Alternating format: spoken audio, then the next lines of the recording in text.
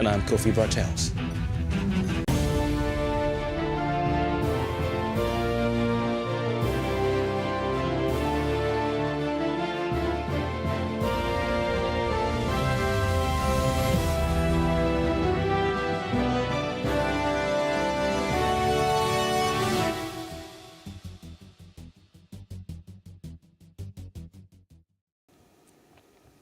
Welcome. A senior advocate of Nigeria and founder of the Afe Babalola University, Chief Afe Babalola, has called members of the Nigerian Bar Association to support the crusade for a new constitution to save Nigeria from what he called imminent collapse. Babalola said that Nigeria would have caught up with Britain if the military had not suspended the 1963 constitution, which he described as the People's Constitution, and in 1999 imposed one that could not address the issues of Nigeria. It's very interesting statements by the revered gentleman. Now, joining us to discuss this is a constitutional lawyer and the legal practitioner, Festus Oguche. We also have Jide Ologun, but I'm told Chief Oguche will join us along the line. Jide Ologun, thanks very much for your time. What are your thoughts? Let's start off from that on this call by Afe Babalola SAN to the members of the bar in Nigeria. Thank you very much. The Senior Silk has been on this advocacy since around 2001, and based on his own argument that Nigeria is operating under an imposed constitution by the military when transferring power back to democracy. And then for some of us, we need to look at the basic need for the Constitution. The Constitution is about the basic principles and laws of a nation, state or social group that determine the powers and duties of the government, guaranteeing certain rights to the people in it. And basically, if you look at Section 14 of Section 2 of the Nigerian Constitution as amended, for instance, it says that the security and the welfare of the people shall be the primary purpose of the government. Even if that is the only provision in that constitution that the government has tried to implement up to 70%, I believe that today Nigeria should be the third richest country in the world. So for the likes of us, it's not really about the constitution we have or about the drivers of the constitution. Even though we may have the argument that some elements of the constitution need to be reviewed, but we have also reviewed the constitution from time to time. And in comparison with the 1963 Constitution that he's also making reference to right now, it is what we call the Republican Constitution that swept away the hold of the colonial rule over Nigeria. Because in 1963, Nigeria became, a true federation. We had 4 regions then that are autonomous, and the influence of the Queen surrender to the influence of Nigerians to govern their affairs. And the big question is that what have we done so far with that privilege that we obtained in 1963 following the political independence of 1960? So you may give us a new constitution.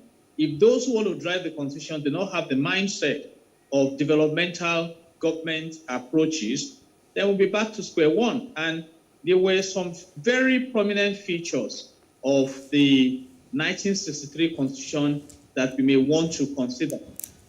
For example, it provided for an elected president, we still have that right now, that will no longer represent the Queen of England. The Parliament vested alteration of the Constitution. The procedure for creation of new states was established, and today we've been able to create up to 36 states, and the Parliament made up of the President, Senate, and House of Representatives was there. The Supreme Court became the highest court in the land, and we still have some of it. And basically, I doubt if there's anything wrong with us having the Supreme Court at the highest court of the land. And when you talk about the merits, the elected president became the head of state to replace the British monarch. So that handed over to Nigerians the management of Nigeria. And if we have mismanaged it, we may not blame the Constitution so much. And the Constitution was an autonomous one, that is homemade constitution, considering the needs of the people at that point in time. And of course, the decision-making process in the process in that constitution was vested in Nigerians and still vested in Nigerians. But when you look at the 1963 Republican Constitution, it also has the demerits also. For example, only the legislative and executive arms of government were used effectively. And there was parliamentary supremacy in the Constitution. And right now we have a replica of that. We have the National Assembly that is made up of 109 senators and 360 House of Reps members that are now calling for the sack of service chiefs rather than proceeding on impeachment procedure if the president has failed to fulfill the mandate of Section 14 subsection 2 of the Nigerian Constitution. So right now you still find Nigerians at the mercy of the National Assembly, so to say. And I will say that really, except we are saying we are going back to regional government that represents the true federalism, where each region will have to manage her resources and make a contribution to the central government. But that may be a difficult one because we've come to the point in Nigeria where those who may be beneficiaries of this presidential system of government we run, we go ahead headlong to oppose the call for this true federalism. And that is what we have been discussing under the call for restructuring, so that each region can manage their resources and develop. Because one of the basic features of the 1963 Constitution under the true federalism that the regional government we had then, was a very healthy competition.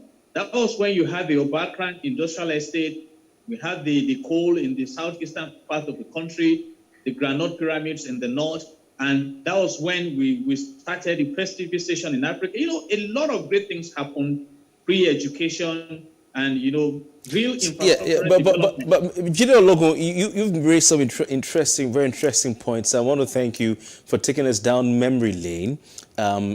You seem to be saying that indeed, you know, the call for a new constitution, a totally new constitution to save Nigeria is a good one. But you've said that it seems you're saying that that is not the answer, that this 1963 constitution that was suspended by the military also had its merits, but its demerits as well. I think that's what you're saying, that the constitution, if we have a new one, still is not the answer to Nigeria's issues. Is that what you're saying?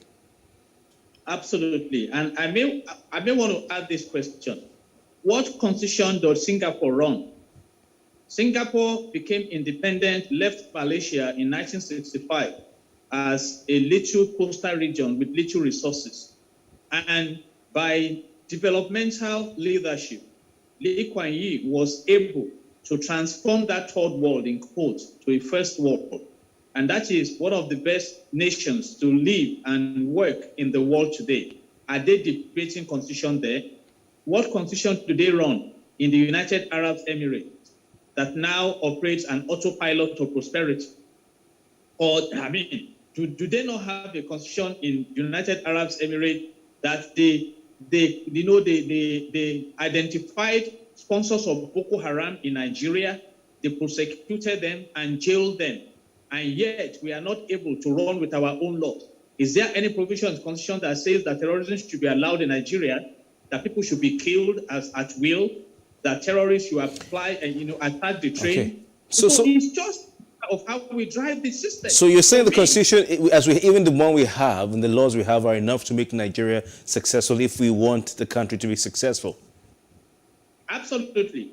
If you read Section 14 to Section 18 of the Nigerian Constitution as amended, you'll be amazed.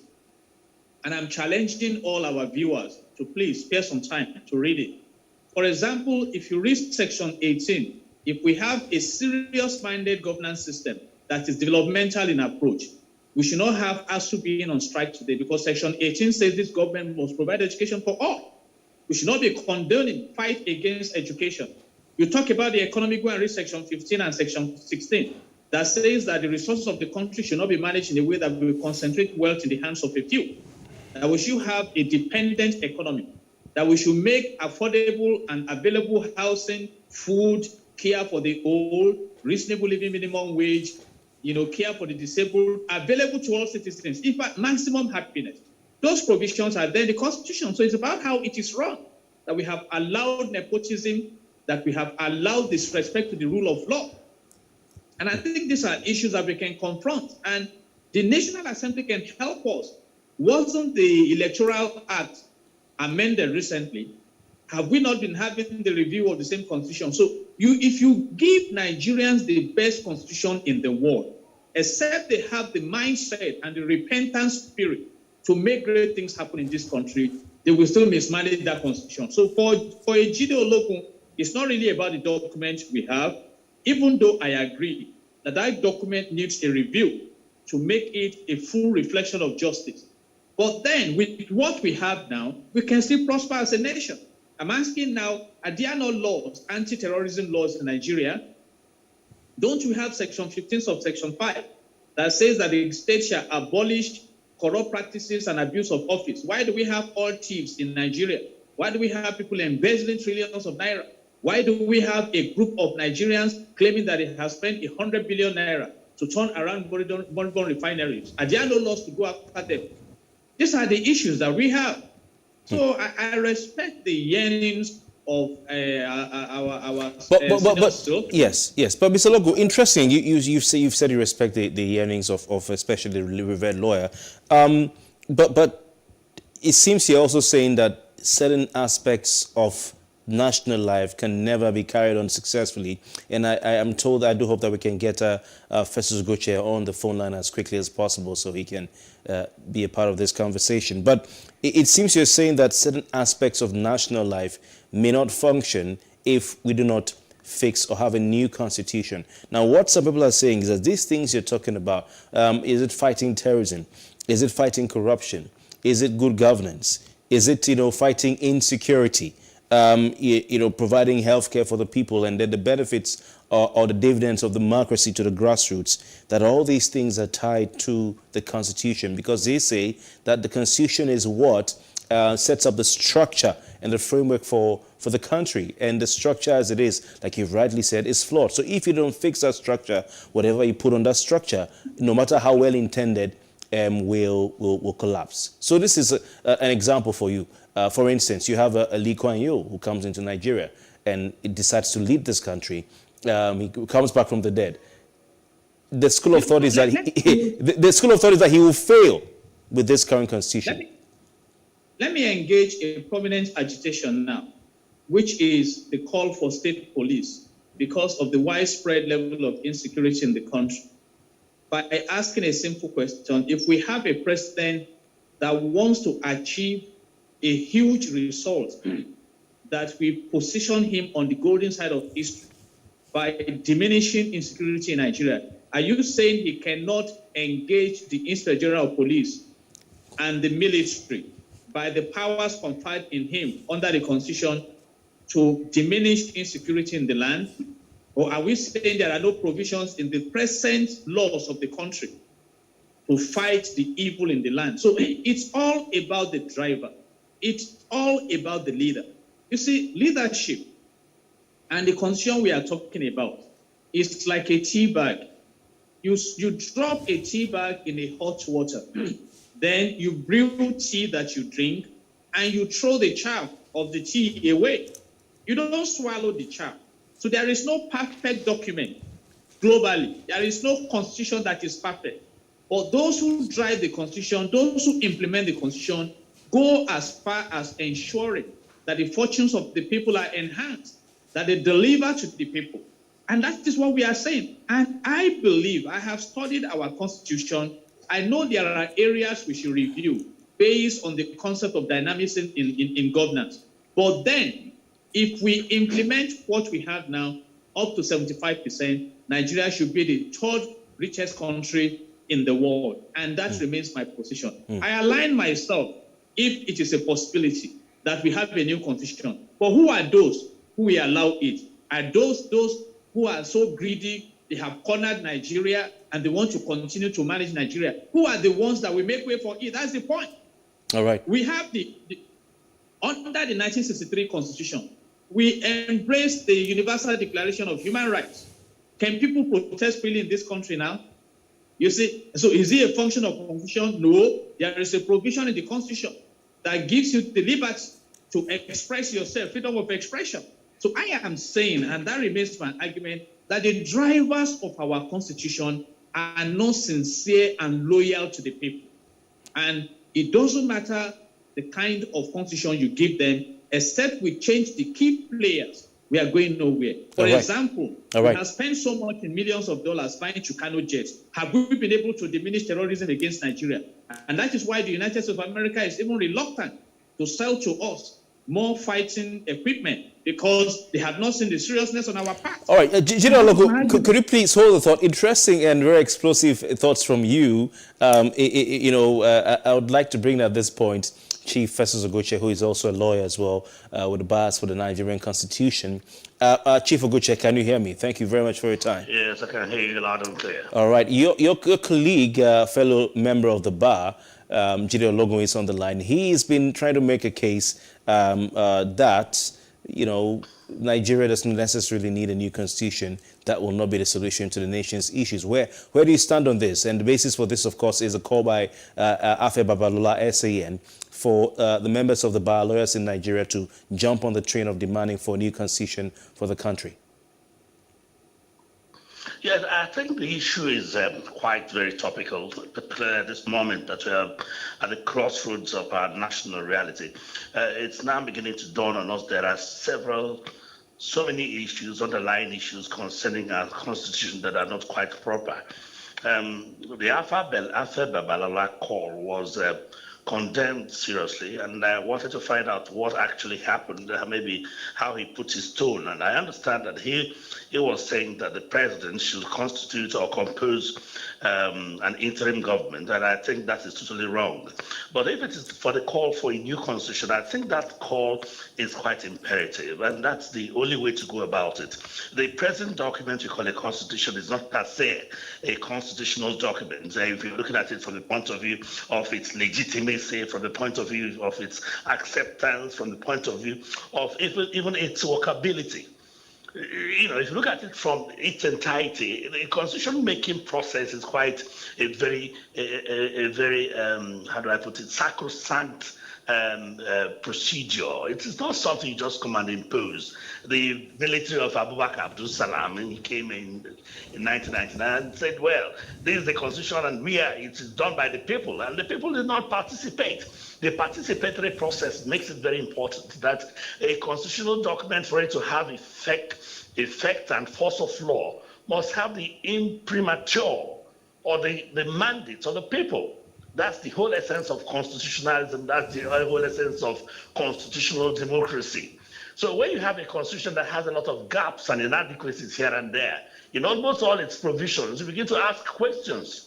If you now begin to point out these areas, it will take a whole lot of the entire day. But then if you look at the constitution critically, you understand that part of the problem we are having now, part of the reason why the country is just there on the floor, down on its knees, is because we have a constitution that is neither here nor there. Would you call it a constitution? Forget that it has been applied by the courts. Forget that maybe, they say we have a constitution. Do you really call that document a constitution? So Chief Oguche, you are aligning with Chief Afe Babalola, SAN, who said, quote, there is poverty in the land, hunger, insecurity, naira depreciation, unpaid emoluments, public universities have not opened for months, inflation has risen, the public and internal debt are rising while local production is appreciating, the poor are crying while the rich are gnashing their teeth. You're aligning with the senior advocate of Nigeria, it seems. I may not align with him for his call for an interim national. Yeah, but for his reasons he's advancing in this latest call on lawyers to put pressure on government to bring about a new constitution. He's saying these are the reasons why we need a new constitution. Yes, and part of the reason. I quite understand it from his perspective, that one of the reasons why it has been difficult for us to make away with this constitutional document is that each time there's a democratic system in place, democratic system in quotes, in parentheses, people will always tell you that you can always go for amendment of the constitution without necessarily, creating a new constitution. After all, you have your members at the National Assembly who are representing you. Hello. Yes, we can hear you. Please, there are somebody's talking there. There you have some members at the National, you have members of the National Assembly who are representing you. So why go through the hog of a constitution making? And that's always the reason they advance. So we want a situation that the National Assembly can be kept in abeyance so that the new constitution making formula can be brought on. It's quite okay. I give total support for that. Anything that will entrench an egalitarian and perfect system of democracy, a perfect system of constitutionalism, I'm all for it. Because we cannot move forward. I can bet you, Kofi, we cannot move anywhere with that instrument, with that document that we are banning about 1999 yeah, without doing the proper thing. It's not just by overhauling it or amending it. Amendments cannot take care of certain. So you're saying we cannot move forward. Inadequacies regarding the validity of the Constitution. Yeah, I talked about the issue of legitimacy. I also talked about the issue of acceptance. I also talked about the Constitution that is a little skewed in one direction. Chief Oguche, can you hear me, please? Yeah, can you hear me, sir? Middle class. We also look at a Constitution that sort of violates the sacrosanct. Our sacrosanct allusion. Yeah, I was just about to ask you, Chief. Chief, are you there, please? Just state. Yeah, Chief, are you there? And all that. So many issues involving it. Fundamental rights. Oh gosh, you cannot hear directive principles and fundamental objectives of state policy. All these are not perfectly put. What is the status of local governments? What's the relationship between the federating units and the center? Chief Oguche, if you can hear me, sir. So you are saying the nation can't move forward, not just in terms of the structure, in terms of governance, but also in terms of the impact of governance on the people. You're talking about economic issues. You're talking about social issues. You're talking about insecurity. These are all tied to the Constitution. Our guest, your counterpart, who is joining us via Zoom, Jide Ologun, says that it is not about this Constitution as it is about the drivers of the Constitution, that with this current Constitution, Nigeria can still make tremendous progress in governance, and its impact on the people. Are you asking me? Yes. So what are your thoughts to that? That it's not about the Constitution, but about the drivers of the Constitution. It's about the Constitution. It's not just the drive. You cannot have a perfect society. The constitutional document is a guiding authority that should generate the necessary input and output for the move towards a perfection, towards a near perfect state that can be achieved. It's not those that are driving it. If you chase out all those people who are there now in authority and bring in a new breed of people, you are going to see the same end. Look at the United States of America, look at the Constitution. It's just a tiny document, but embedded within it are certain principles and norms that are ineluctable. They look at it as something that they attach to themselves, and everything depends on the level of participation, the level of involvement of the people in the constitution-making process, so that their loyalty cannot be questioned. As far as I'm concerned, we have a lot of gaps in the current constitution that calls to question the validity of the constitution itself. Okay. Jide Ologun, let us come back to you. You've heard Chief Oguche, make his case for the Constitution being the main problem and not the drivers. I'll just take your response to that before we round off. I quite respect the brilliant submissions of my colleague, and I want to ask a simple question. Under the same Constitution, a president paid up our indebtedness. So what was wrong with the Constitution at that point in time? Under the same Constitution, the total indebtedness of Nigeria in 2015, March, was about 12.12 trillion naira. Today, it's in the threshold of 39 trillion naira.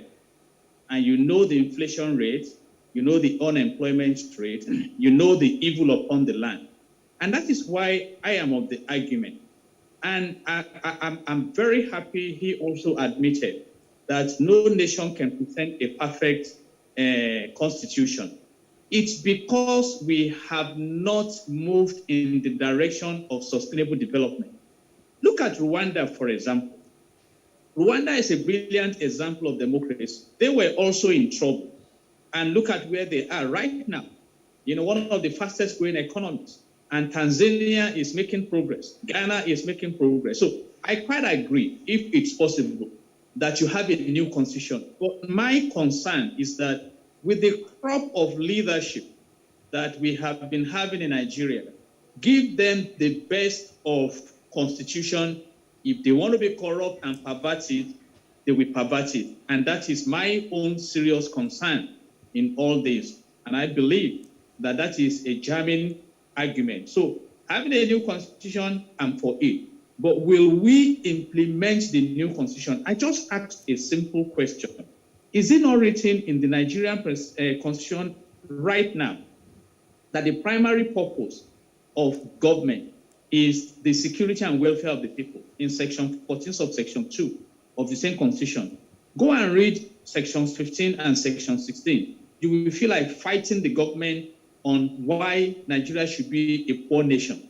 You see, so, and these are our own concerns. I quite agree that there are problems in the land, but I do not agree that this constitution is to be blamed for it. I think those who are driving the constitution should be blamed for it. And let me just anchor my argument on this position. If you look at section 4 of the Nigerian constitution as amended, it says that the National Assembly shall make laws for the peace, order, and good governance of Nigeria. I have asked a simple question. If the country has come to this terrible situation as described by Chief Afe Babalola, a land of hunger, insecurity, naira depreciation, unpaid emoluments, public universities have not opened for months, can we claim that the government has failed? Is there a provision for impeachment of the president under the constitution? The answer is yes. We have 109 senators, 160 House of Representatives representing the people. So for a GDO logo, new constitution is welcome for me, but the kernel of my argument is that with the constitution we have now, even with all the shortcomings, Nigeria can still be a better place than it is. And that brings us to leadership. I think leadership have about 6 letters. The L stands for link. We need someone who can link up with the people and link people up with one another. The E stands for empowerment. We need a leader that can empower the people, make our infrastructure work, energize the economy, empower the industrial sector. Why should diesel be selling for how much it's selling now? Why should our refineries not work? Is it the fault of the Constitution? No. We have to quickly round off. We can go on and on leadership. Yes, and indeed. my position. All right, interesting. Final word, very, very brief from you, Chief Oguche. You've heard a colleague here says that, Constitution has already provisions. For instance, it says a primary responsibility of government is to, secure the welfare and the security, or to provide for the welfare and the security of the people. These things are on paper, so nothing stops them from doing these things. So a final word from you, Chief Oguche, in response to that before we go. Very, very short, please. Yes, that we have structural problems.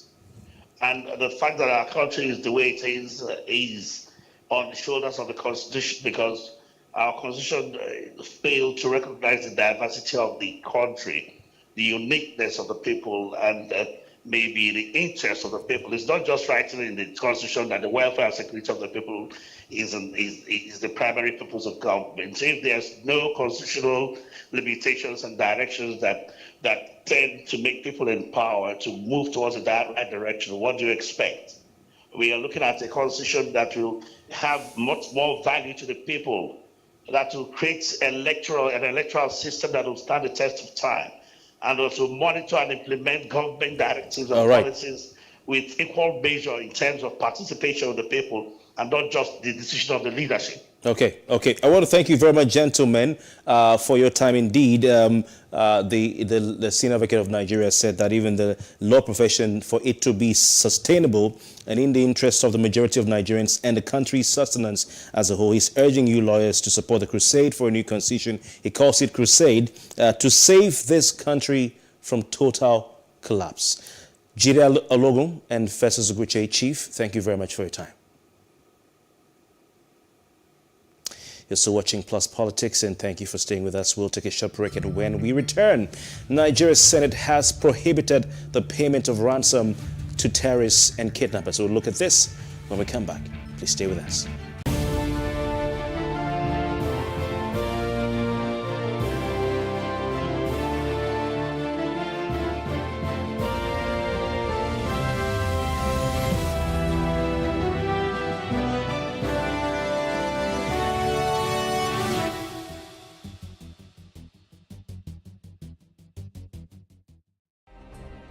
Nigeria's Niger Delta region, from where the black gold fuels Africa's largest economy, where the lines between wealth and poverty has never been thinner. Conflicts, poverty, insecurity, and environmental challenges daily confront the region. How can the Niger Delta story be changed for the better? Join Mamude Akuga at 9 p.m. every Friday evening on PlusTvAfrica as he probes deep in search of solutions. Inside the Niger Delta with Mamude Akuga, the authentic voice of Nigeria's oil-rich region. In raising our kids, parents should stop playing God. The internet is actually using the people. But when you are looking for money to help other people, then it becomes easy. Don't rush into marriage. I always say this. You rush in, you rush out. Family is the bedrock of every society and the essence of life. On Today with John and Helen, we dig deep into family values in every sense of the word. Join us every Saturday at 9:15 a.m. on PlusTvAfrica, DSTV channel 408. With you, we play a part in strengthening the values passed from generation to generation.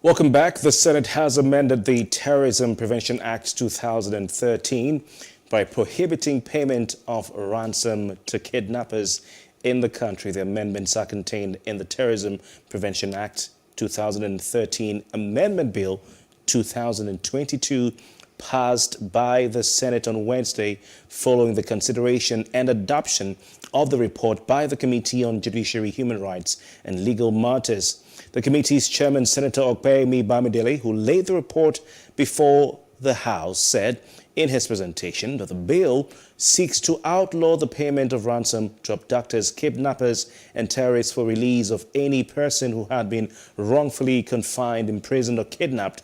President of the Senate, Ahmed Lawan, said the proposal would complement the federal government's efforts in the fight against insecurity when it is signed into law by President Muhammadu Buhari. Now, joining us to discuss this is former Assistant Director of the DSS, Dennis Amakri, and we're also joined by Chairman of the Christian Association of Nigeria, Kaduna State Chapter, Reverend Joseph Hayab. Gentlemen, thank you very much for your time. Good evening.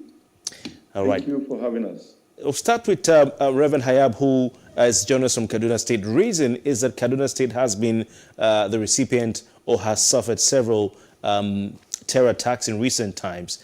And of course, these terror attacks have been accompanied with kidnappings, and ransom has been paid. We can look at the schools and the school students who were kidnapped, and parents had to pay the ransom and all that. Reverend Hayab, is this a welcome development as far as you're concerned? Well, one of the big challenges we've always had with the way our policymakers or legislators come about with laws is that they used to put the second thing first instead of the first thing first. To my mind, the most important thing that should have been done is to address the situation at the moment we are facing. We have, as I speak to you, 30 days ago, 62 or over 62 Nigerians were kidnapped by those who attacked the train, Kaduna train. 17 women are still with the terrorists. 4 kids are still with the terrorists. 42 men are still with the terrorists. Altogether 62. 1 student of the Preventive Baptist High School is still with bandits, and you can name numbers of people who are still with bandits. We've really not done enough to rescue these people and bring them home. And we are now coming up with a law that we want to send whoever pay ransom to bandits 15 years in jail, then the bandits die. You've not even arrested any to show us that there is enough effort to stop banditry, to stop terrorism, and you are bringing law. I don't think they understand these things at all, because when your loved one is involved in this, then you will understand what is happening. I remember early this morning, a group of people came to me because a pastor, his daughter, and one of his members have been kidnapped. The kidnappers, after a long negotiation, accept to collect 900,000 from the family. When they collected that money, they released the pastor, but kept his daughter and one of his members. And now they requested that these people should go and buy a particular type of motorcycle as ransom before they will release the other two. They went, paid money, and someone went and bought the motorcycle. On his way coming into Kaduna yesterday evening or afternoon, security stopped him, collected the motorcycle, and they came thinking that we should. I told them, what can we do? But you see, I understand their pains. I understand what they're going through. When I was speaking to them, they said, sir, you can see our father just came back. Our daughter, our sister is still with the bandit. The other person is still with the bandit. Now they may have reported to security. Nobody had made serious effort to rescue those people with the bandits. And now you are saying that if they give bandit money, you will. Yes, of course, we would have loved it to be like that. But have we done enough to stop banditry, to stop kidnapping, to stop all this terrorism going on in our land before we put that law? Or we just want to put that law when we are doing nothing and so many souls are there suffering in the hands of this criminal? This is where I find this bill quite not placed in the right time or in the right position. Now, though the bill still will need to go to the House of Representatives, I would definitely speak out and ask the House of Representatives not to concur with this bill because it is not yet time. All right. Mr. Makri, your thoughts on this? You've heard the Reverend who said it's not the right time to do this. As far as you're concerned, for the security situation in Nigeria, is this a welcome development? Well, I agree with the Reverend that this law is actually putting the cart before the horse, because you should do things according to, according to the sequence in which things happen. Now, my position all along for years has been against ransom payment. I don't believe in ransom payment because when they collect the money, they use the money to go and buy more arms, and then, of course, it strengthens them to even start attacking our own military and security forces. So this law itself is good. I think I appreciate what they are trying to do, but I think they're doing it at the wrong time, just like the Reverend said. Because if you don't, first of all, you have to make sure that if you are telling the society not to pay ransom, it means only one thing: don't pay ransom. If any of your people are taken hostage, the government will guarantee to bring them back. But the government has not guaranteed that if you don't pay ransom, your people will be brought back. So you find out that people have, in fact, we have cases in front of us. We still have Chibok girls, and you are saying that, look, the families, and that was what we were talking about earlier, about the Kaduna-Abuja rail explosion thing, whereby the Ministry of Transportation and the railway should be setting up a desk to make sure that at least the families are taken care of. When we say taking care of them, informing them about what is going on so that they are not agitated unnecessarily. Then secondly, taking some of these people and their breadwinners. And that's how international standards, that's the benchmark in making sure that these families are taken care of pending when the hostages will be released. All right. So if you don't do it, what happens? The MD of the Agric Bank has gone ahead and then paid his money and come out. Others don't have that kind of money. So government should think at the level of the ordinary man to make sure that when we put laws, those laws are going to be effective.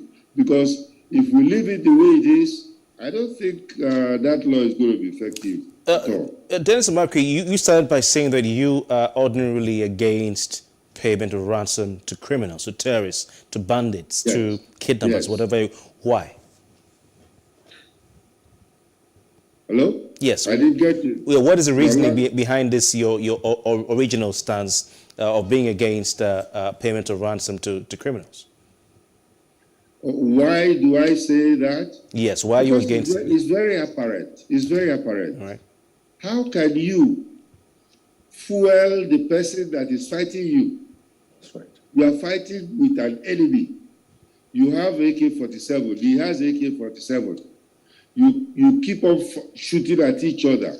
Then when his bullets are running out, he takes a hostage from you. Then you take money and give him, and then he releases hostage for you, and then he use the money you have given him to go and buy another bullet to be fighting you.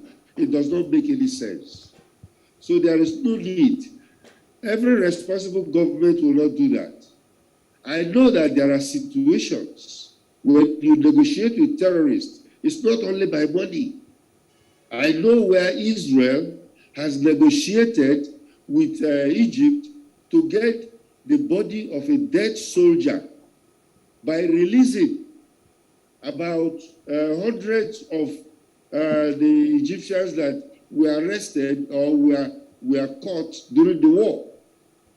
So there are many ways of negotiating, but terrorists will always want to deal with you in terms of money because they need the money, and if you push money to them, it becomes a bazaar where they could just do whatever they like. All right. Reverend Hayab, you've listened to Dennis Markey tell us basically that he's likened the payment of ransom to fueling your enemy.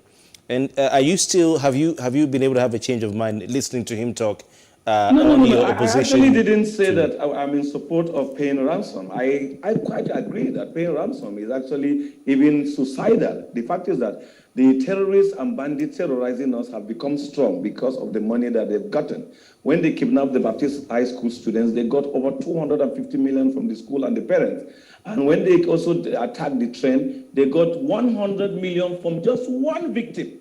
Now they believe that they will get more and more and more, hundreds of millions. And that's why they are crazy. They are speaking to Nigeria as if they own this country, as if we don't even have a government. They flank the pictures of these people to provoke the families, and because they realize that so paying ransom is not right. But what we are just saying is that before you make a law and say that whoever pays ransom should go for 15 years in jail, what measures have you put in place that will even make it difficult for the bandit too? And if they dare touch anybody, you will go after them to show the people that you are there. Why people are paying ransom is simply because they realize that if their loved one is there, they can report several times. I have had experience. I'm not speaking the stories people are saying. When we go to the SSS, when we go to the police, when we go to the military, they will even tell us that keep negotiating with them and buy time. And if you continue to follow that advice, you will negotiate with them for the next 10 months, for the next 20 months. You are buying time because there's never a time that you keep negotiating and they tell you, oh, thank God that today we've arrested the man that you are negotiating with. So we keep negotiating and we have to pay before our loved one will come back and no arrest. So that's why people are paying for ransom. So we want to stop ransom. But what do we do first before we stop paying of ransom? But gentlemen, you seem to be on the same page here. But the Senate itself cannot go fight, the terrorists or the bandits. The Senate itself cannot go rescue these victims from the forests. They're not equipped to do that. You've seen in times past, Reverend, that the members of the National Assembly, Senate and House of Reps have invited service chiefs to come and answer questions. So the oversight is there. Probably this is the least they can do. This is much they can do to prevent money flowing into the hands of the enemy on their part as legislative body. You see, the Senate are representative of the people. And when the Senate are making law, they make the law for the people. And the issue we are talking about is the pains the people are going through. Whatever may be the conversation between the Senate and the chief security officers, The Senate must understand that they are talking about the people. For years now, money has been given to these security men. What have they exactly done to stop this evil? You know, sometimes in this country, when you talked about security, those who are by privilege of office or in particular office in security, we just think that you know nothing since you are not part of it. I believe security is about people, security is about everybody, security is not just an exclusive job of some individuals. So they need us, we need them. The role they play, we also have a role to play. If we don't do that, I speak because, okay, just the same, this morning again, I hosted a large contingent of the police community relations committee, and we had this kind of conversation. How do we work together to help our security agents? But when the National Assembly are making laws, and they fail to understand what is hitting on us, they fail to understand the pains we are going through, and there is no evidence out there to show that, look, if we come up with this law, then now all is well. That's why we're saying before you make law, think about the people and also call for the input of the people. Right. I am not sure that the National Assembly or the Senate particularly have really called for the input of the people. But because, as I've said, this bill is not over, the federal representative needs to also come up and discuss this. So that means we still have an opportunity to correct where it is wrong, so that the final copy of this bill will not just be a 15-year sentence if you pay money, but also, if those in power fail to deliver our own who has been kidnapped, what do we do to them? Dennis Makri, sometimes you're from the intelligence community, the defense sector, we won't call it that. Sometimes it may take, and I'm saying this as a layman who has no training in that aspect, apart from what I read, what I hear, and what I watch. Sometimes it may take, will I be right to say sometimes it may take a while for a rescue operation to be successfully carried out? And is there an element of impatience on the part of the families of the victims, or a bit of fear? You know, fear because the kidnappers, the bandits, terrorists, call it what you may, are calling the families on the phone to say, we're going to shoot your brother, your sister, your father, if you don't send the money now. And that panic makes them to, even before the authorities can get their acts together to plan a safe rescue, they go pay this money.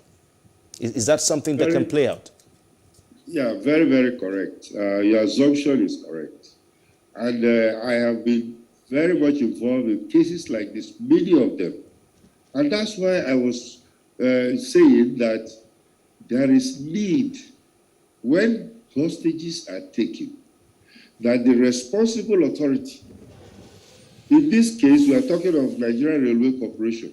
Nigerian Railway Corporation should go ahead and set up, in conjunction with the state government, if possible, a desk where they will be briefing the hostage families, the family of the hostages, and the general public on a daily basis.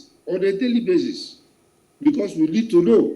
Yeah. And that will lessen the anxiety of the families. That way, at least they are aware, they are getting information. And then, of course, they will go ahead and take care of them in case they have problems. Now, there is another area that we have forgotten, and that is about hostage negotiation.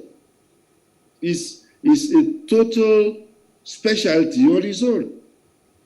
And I'm very, very sure if we have the police people, they should be able to tell us if they have. In fact, I was surprised to hear from Reverend Hayab that the security agencies were telling them that you go ahead and negotiate. You don't allow the families to negotiate. You don't allow. That is not done. And you don't allow the hostage himself to negotiate his release, because emotions are involved.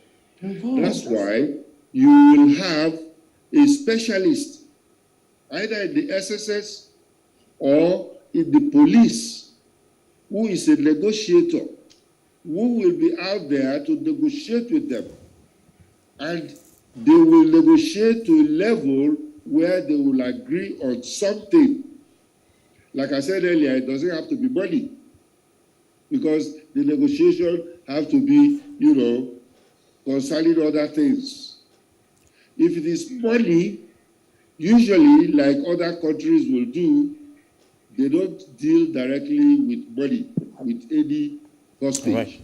Gentlemen, they can decide to use a third party. All right. Gentlemen, we have to go, and these are some of the dynamics, that you are saying, families should never negotiate with the terrorists. And I think you're all saying that, yes, indeed, you're against a payment of ransom, but some things need to be put in place. Indeed, we have a list of all the amounts that have been paid, or most of them. It runs into hundreds of millions of naira, if not billions of naira, including some that have been paid by government, allegedly, as reported by the Wall Street Journal. But we'll have some other time for this conversation. I want to thank you for your time, Dennis Amakri, former Assistant Director of the DSS, and of course, Reverend Joseph Hayab of the Christian Association of Nigeria in Kaduna State. Gentlemen, thank you very much for your time. Thank you very much. Thank you too for having us. Thank you.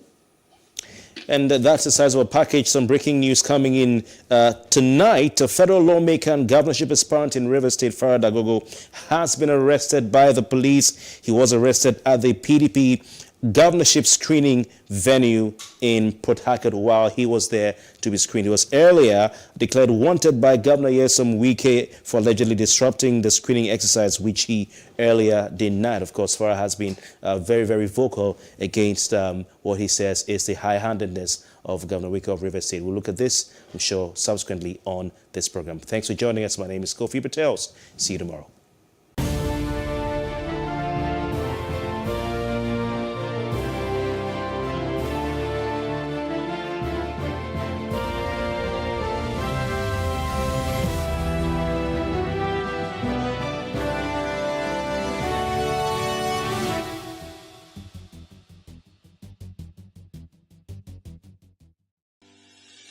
Increase the reach of your events or business services. To advertise on Plus TV Africa, please call 0906 000 5719 or 0909 040 8408, or send an email to marketing@plustvafrica.com. Plus TV Africa. Big stories live here.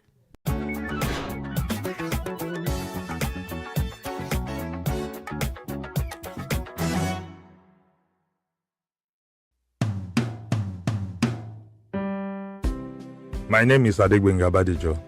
I am a chartered accountant. I choose to be part of the movement to change the narrative from the good old days to looking forward to a better tomorrow. I'm an Ijebu man from Ijebu-Igbo in Ogun State, born and bred in Ilesha, formerly in Western State, later Oyo State, but now Osun State. Though from a middle-class parentage and a humble background, I was born at the prestigious Wesley Guild Hospital Ilesha, with one of the best medical facilities in Nigeria and a retinue of well-trained doctors, nurses, and medical personnel to boot. So I knew this song as a toddler. Ìgbìmọ̀ mi rèjò fi ojú mi rò mí o. Ìgbìmọ̀ mi padà bọ̀ ọ̀rọ̀ mi mọ́ dayọ̀. Ọba rere mọ́jọ̀rọ̀ ẹkún bá mi. I grew up wanting to be a medical doctor. We lived at Kappa in Ilesha, the staff quarters of the Government Teacher Training College Ilesha, where my late dad was a teacher and a tent-making Methodist minister. Incidentally, I visited the compound a year ago, got to the house where we lived, and was taken aback by the level of infrastructural decay. The hitherto green, lush lawns are overgrown with weeds, with indiscriminate subsistence farming going all around the place. As a young man with a humble background, I missed nothing. In fact, when my late dad of blessed memory bought his first Lada saloon car at less than £3,000 with a car loan, I felt we had moved to the upper middle class. I never believed we didn't have what bourgeoisies had. There was no "my car is bigger than your own" mentality. To us, then, education was everything, and this still holds true today as the best inheritance and legacy that can be enduring. We can change the narrative by investing tremendously on rejuvenation of formal and citizens' education across board so that we can restore a value system that engenders transformational and healthy leadership traits for a better tomorrow. Our children deserve a brighter and a better tomorrow, not the good old days. I join Shemore in this collective drive towards a greater tomorrow. Thank you.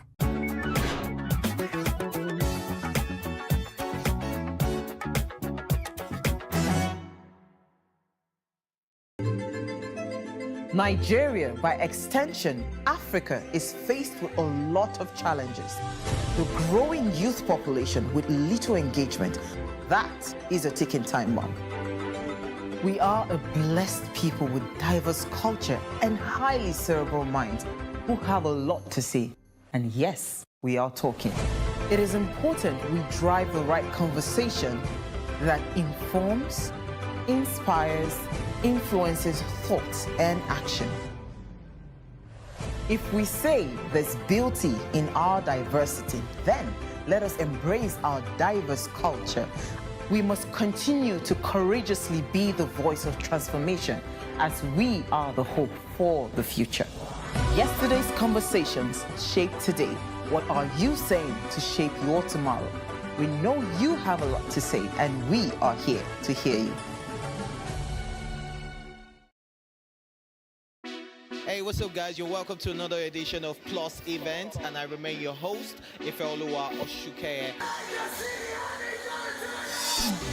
Your absence isn't an excuse anymore, as Plus Events is all you need, as we bring you the glitz, the glamour, and loads of fun.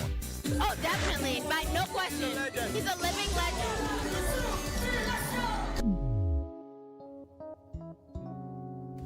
Oh, God forbid, Holy Ghost fire, I know. I just want to be blown away. I want to be wild. This is 11 years of doing it.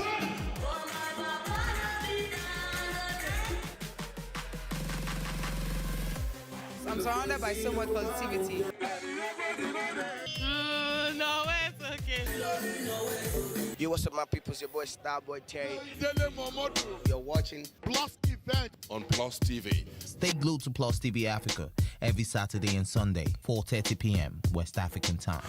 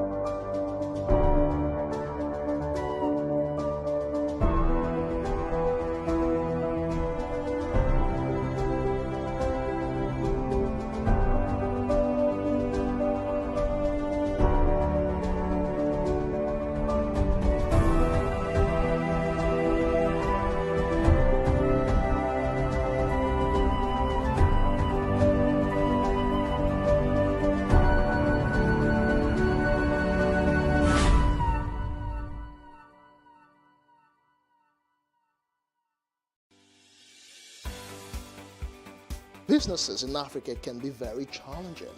In Nigeria, it is particularly intimidating, and successful builders have learned how to navigate a hostile environment to unlock opportunities. But one major challenge businesses face is how to filter through the noise and identify where their ideal customers exist.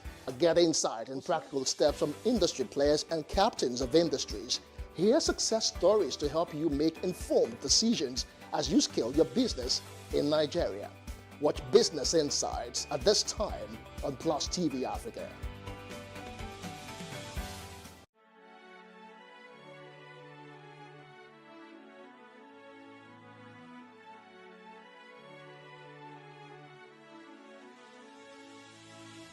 It is engagement we need to have. those who suffer miscarriages are never taken into account.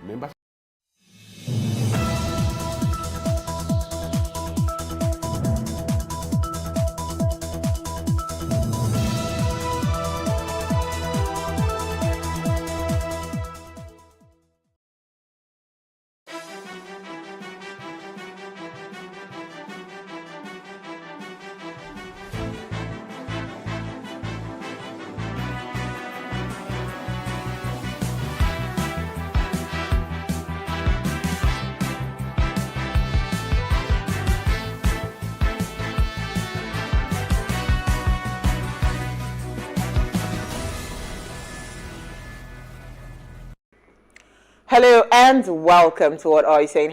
#Ways, where we talk about topics in the news as it affects us all. I am Osayo Miss Sally, and we have a full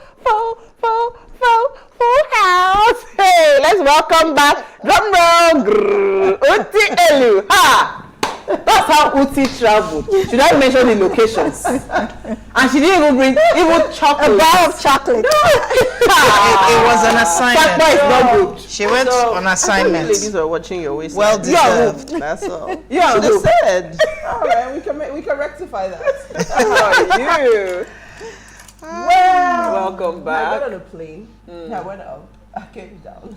I went up. I came down, and I can't remember that I went anywhere. Oh my goodness! Nigeria is enough to sap you in a sec. Home from the airport. To regularize your brain.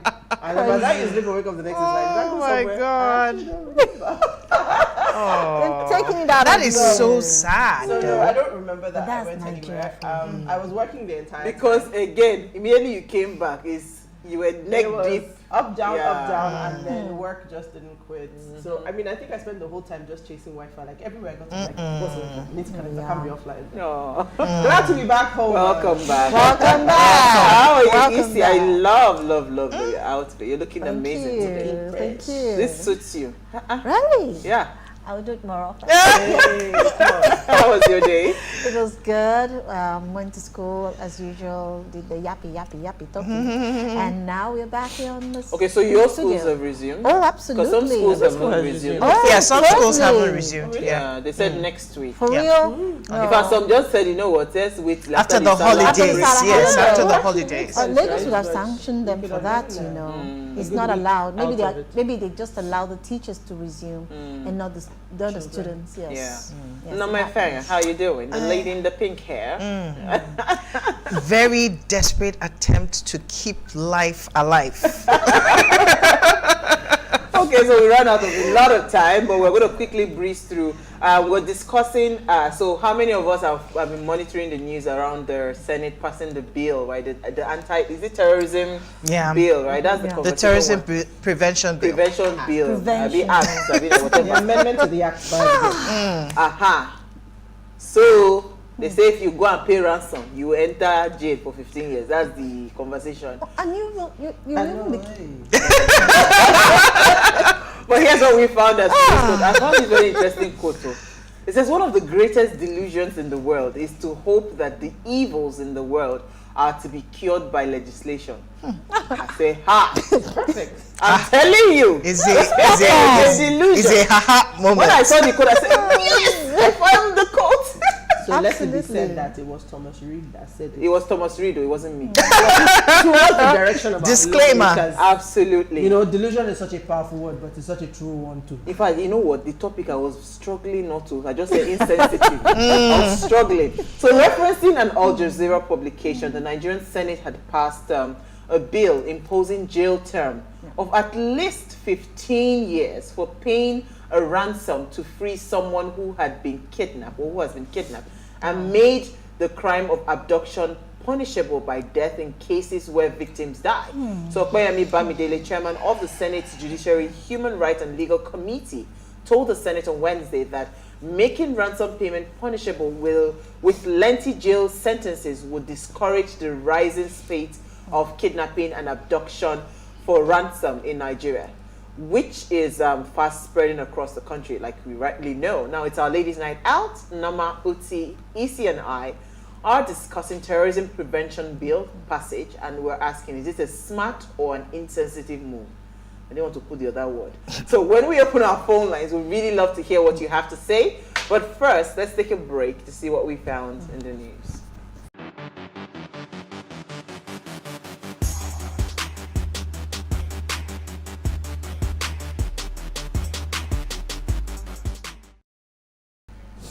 All right, you're still watching Ways.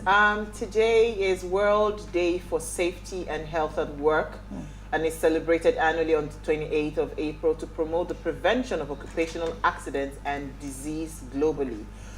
It is an awareness raising campaign intended to focus international attention on the magnitude of the problem and on how promoting and creating a safety and health culture can help reduce the number of work-related death and injury. In 2003, the International Labour Organization began to observe World Day in order to stress the prevention of accidents and diseases at work, capitalizing on the the ILO's tradition strength of tripartism and social dialogue. 28th of April is also the International Commemoration Day for dead and injured workers organized worldwide by trade union movements since 1996. So this is a very, very important day. I remember one time where we were having, I think this house fellowship that we have, somebody was sharing a testimony how he lost his arm at a factory, and how even the insensitivity of the employees, right? They were a certain, I won't call the nationality, but the race, but they were a certain race and he was saying how bad that the Nigerian labor laws were not even protecting Nigerians that work for foreigners in such factories, right? Yeah. Imagine doing something, all those machinery works, and you lost your arm, nothing. So they had to do the protest and all of that. So days like this just tells us that there are really bad hazards at work. Again, people that are exposed to chemicals. We're not even talking about normal work. Yes, all those people that work in all these factories and all of that. What are the preventive? Yes, construction. See somebody dying and all of that. So what are the preventive measures? To ensure that there are no deaths and there's safety at the workplace. And even if there are accidents that happen, what is done to compensate the families of the disease? It's just making even sure that, just injuring yourself. It may not even lead to death, but the fact that, for example, the man that lost his arm, he has to be compensated. Labor laws, do they actually push for, and even the unions in some of those areas, do they push for the benefits that it's a monitoring and implementation thing, because we do have laws around, and there are several insurance packages, workman's compensation, even what's it called now, I'm trying to remember the name of the one that's mandatory. So if you pass away whilst working for a company, life insurance. Life insurance, but it's called something in particular, but it escapes me now. But even just in the HSE space, particularly in the sectors you talked about, oil and gas, manufacturing, just the requirements are there in terms of protective gear and all of that they're supposed to be wearing. But how many people are actually enforcing these laws? Yeah. When we talk about, the story has died now, the building that collapsed a few months ago. Yes. All of these things come into play when we talk HSC, about looking at that health. And in that case, there was loss of life. Talking about HSC, some companies take it very, very seriously. Yeah, so in December, when I went to visit my dad, he's a major contractor with Nigerian breweries in Kaduna State. All those things they mark, and I know Unilever does that as well. A lot of the manufacturing, top international bodies, they follow those. Like if you do that, they sanction you. You might even lose your license as a contractor with the company. So you must put in those safety measures. Yeah. So if they don't do it like that, it's not gonna happen. Enforcing them also makes those companies accountable. Absolutely. Yeah. All right. So what are we starting with? Oti, let me start with you. What did you find for us in the news? So this story. So let me just read my headline. CBN blames falling naira on Nigerians' import dependency. Says, no successful economy thrives on the promotion of imported products over the exportation of local products. Now, our Apex Bank, the CBN, says that we are to adopt homemade products to boost Nigeria's economy and stop the naira from depreciating further in the parallel market. He says that the COVID-19 pandemic was Nigeria's savings grace for improved rice availability, and then goes on to say that interventions in agriculture, manufacturing, and other sectors are reasons why are things that the government is doing to impact our depreciation or impact the economy. Now, for me, why this story stood out for me, it's like what we're talking about today. Put it in no, I mean, it's like telling me what's obvious. First of all, we know that we're import dependent. But just like the larger topic that we're discussing today, it's not smoke and mirrors. You can't tell me, right, that I should buy Nigerian when majority of the products or the raw materials that are needed to make the Nigerian products are still imported.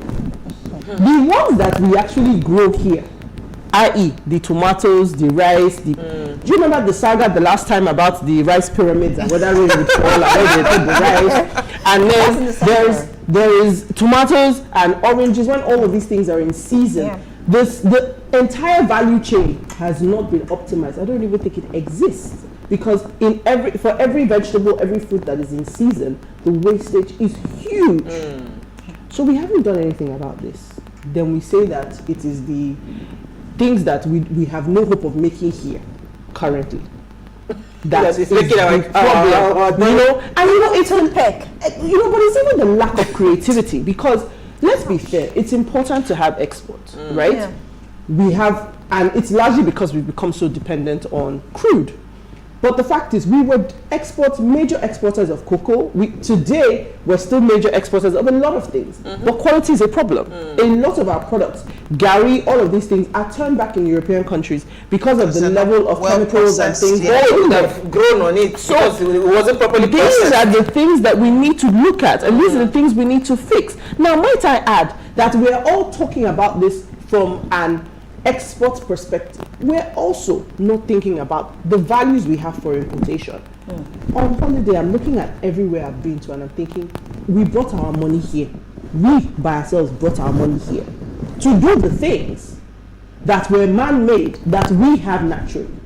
Lagos has water. We've done nothing with our waterways. The amount of tourism options that are available in this country today, but because of security, because of infrastructure issues, the money that should be imported is not already entered the conversation. Calm down. Thank you. Let's move on to it quickly. We've run out of time. Yes. I'm going to keep it as brief as possible. While we're talking about healthcare, my story is on the Kaduna train attack that the pregnant woman, one of the pregnant women who was kidnapped about a month ago. You won't believe that it's already 30 days since she was they were kidnapped.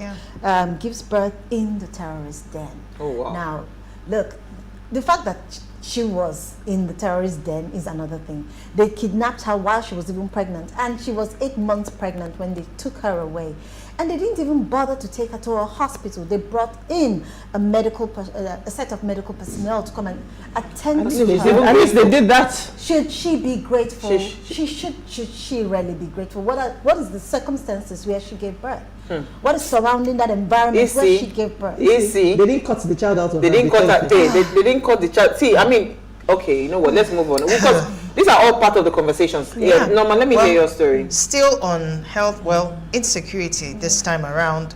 We have a case of the missing core member finally really found dead.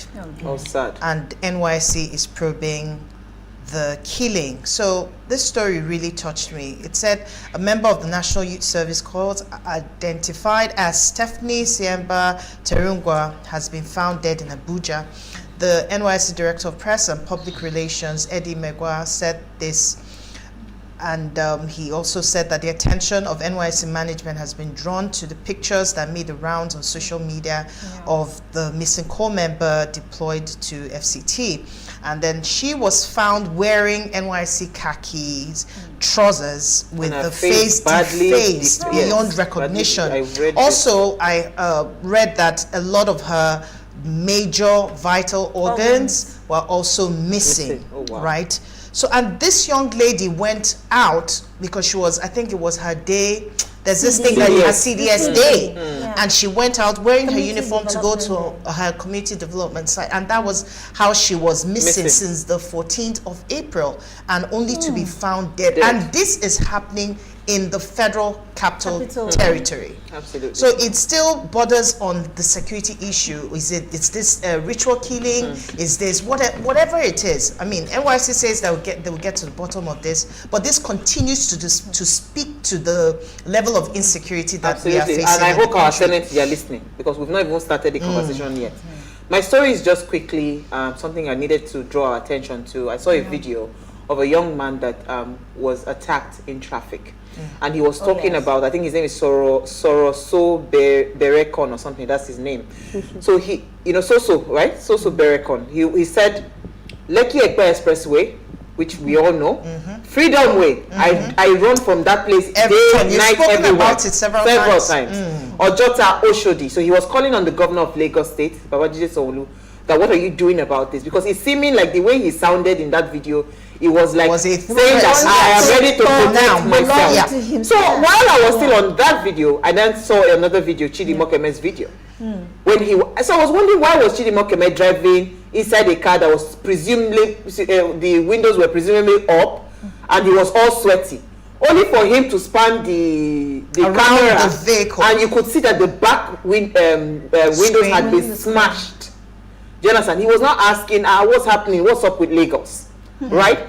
So this is the current situation.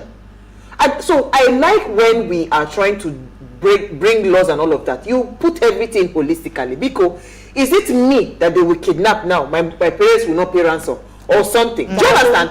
Would we keep quiet and wait? I listened to an audio of a gospel artist that was kidnapped. I don't know if I shared that. Yes. When he was talking about that, if you don't pay the ransom, then and then they decide they split your body part and they now sell your body part. That anyhow they cannot lose. So a Senate will now come and say you want to put a jail term to the person that is trying to rescue his family. Instead of double. You know what? Let's take a break. Let's take a break. When we come back from the break, we're going to discuss this, and would really love to hear your thoughts as well. Stay with us. We'll be right back. Today now what?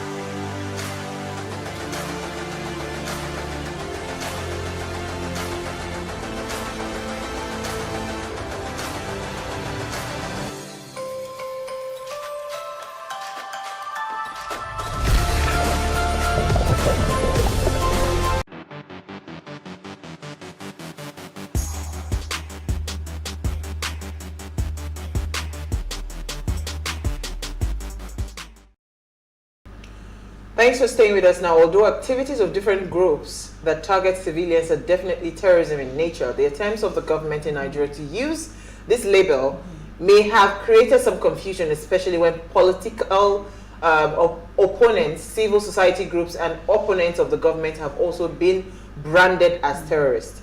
Now, this is an excerpt from the publication by DME Bukola Oyeni titled Terrorism in Nigeria, Groups, Activities, and Politics. You can go read them up. Now, the Senate President Ahmed Lawan, in his remark after the bill was passed, said that the bill would complement the federal government's effort in the fight against insecurity when signed into law by the president. He said, "It is our belief here in the Senate that this bill, by the time signed into an act by Mr. President, will enhance the efforts of this government in the fight against terrorism, kidnapping, and other associated and related vices." Now, we are all aware of the level of insecurity in Nigeria at the moment. The killing, the kidnapping, I mean, we just mentioned a few now when we're talking about it in the news segment. And general unrest. So we are asking, how does this terrorism prevention bill protects Nigerians? And if it is a smart or is a very insensitive move by the Senate? I don't want to say the other word. Now, please let us hear what you have to say. Remember, you can join the conversation, send us an SMS or WhatsApp to 081-803-8663. You can also tweet at us at Wayshow Africa 1 with the hashtag Wayshow. So I would like us to probably set a foundation for this conversation, right? Who are we going to start with? So, I'm going to start with you. Let me come to you, Uti. When you saw this thing, because for me, I saw it, I said, God, is this not putting the cart before the horse, right? Somebody has just gotten a phone call that we have your loved one, and it's either you pay 15 million naira or nothing. The first thing that races through your mind is that, how can I get this person out of the way? So the person is already thinking, I have to pay this money. Then what the Senate is saying is that if I then pay this money, I, after losing my loved one, will go to jail, and I'm not even sure of my loved person coming back, right? Let me hear your thoughts first. Well, I will class it as a sad and unimaginative solution to a very big problem. Let's be fair, not fair. Let's be clear.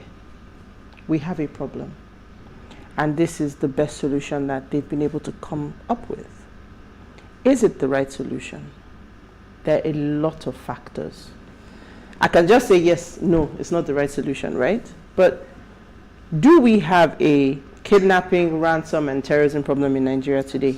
Absolutely. Yes. Do our leaders need to find a solution? Absolutely. This is the solution that they have come up with. Is it suitable? Absolutely not. No. You cannot, forget even kidnapping adults. You cannot, in the face of the amount of kidnappings that we have had in education at every level, from children in, to have the way that, to university, and then tell a parent, these are parents that pass these laws, that you will not pay, and if you pay, I will pay it with my full chest, and you will take me to jail, whatever you want to do. Because your children are not in the So the fact is, it's not even about your children not being in the country. It is the fact that you are faced with a very bad problem, and you are looking for a solution. They've gone down the easier route, which is to target the parents who just want, or the family members or loved ones who just want. By the way, they are the victims, so exactly, who just want their loved ones back. So that's one. Two, cart before the horse. I like that you said that. What have you done to actually stave the problem? Because let's be clear. The business of kidnapping is booming. Seriously. If you can ask for 100 million, get paid. You can ask for 250 million, get paid. Even on the lower end of the scale, the story, one of the stories we were reading, the man was kidnapped the first time. His family screamed and scrounged to pay 1 million. Paid it, they released him. Then the same set came back and kidnapped him again.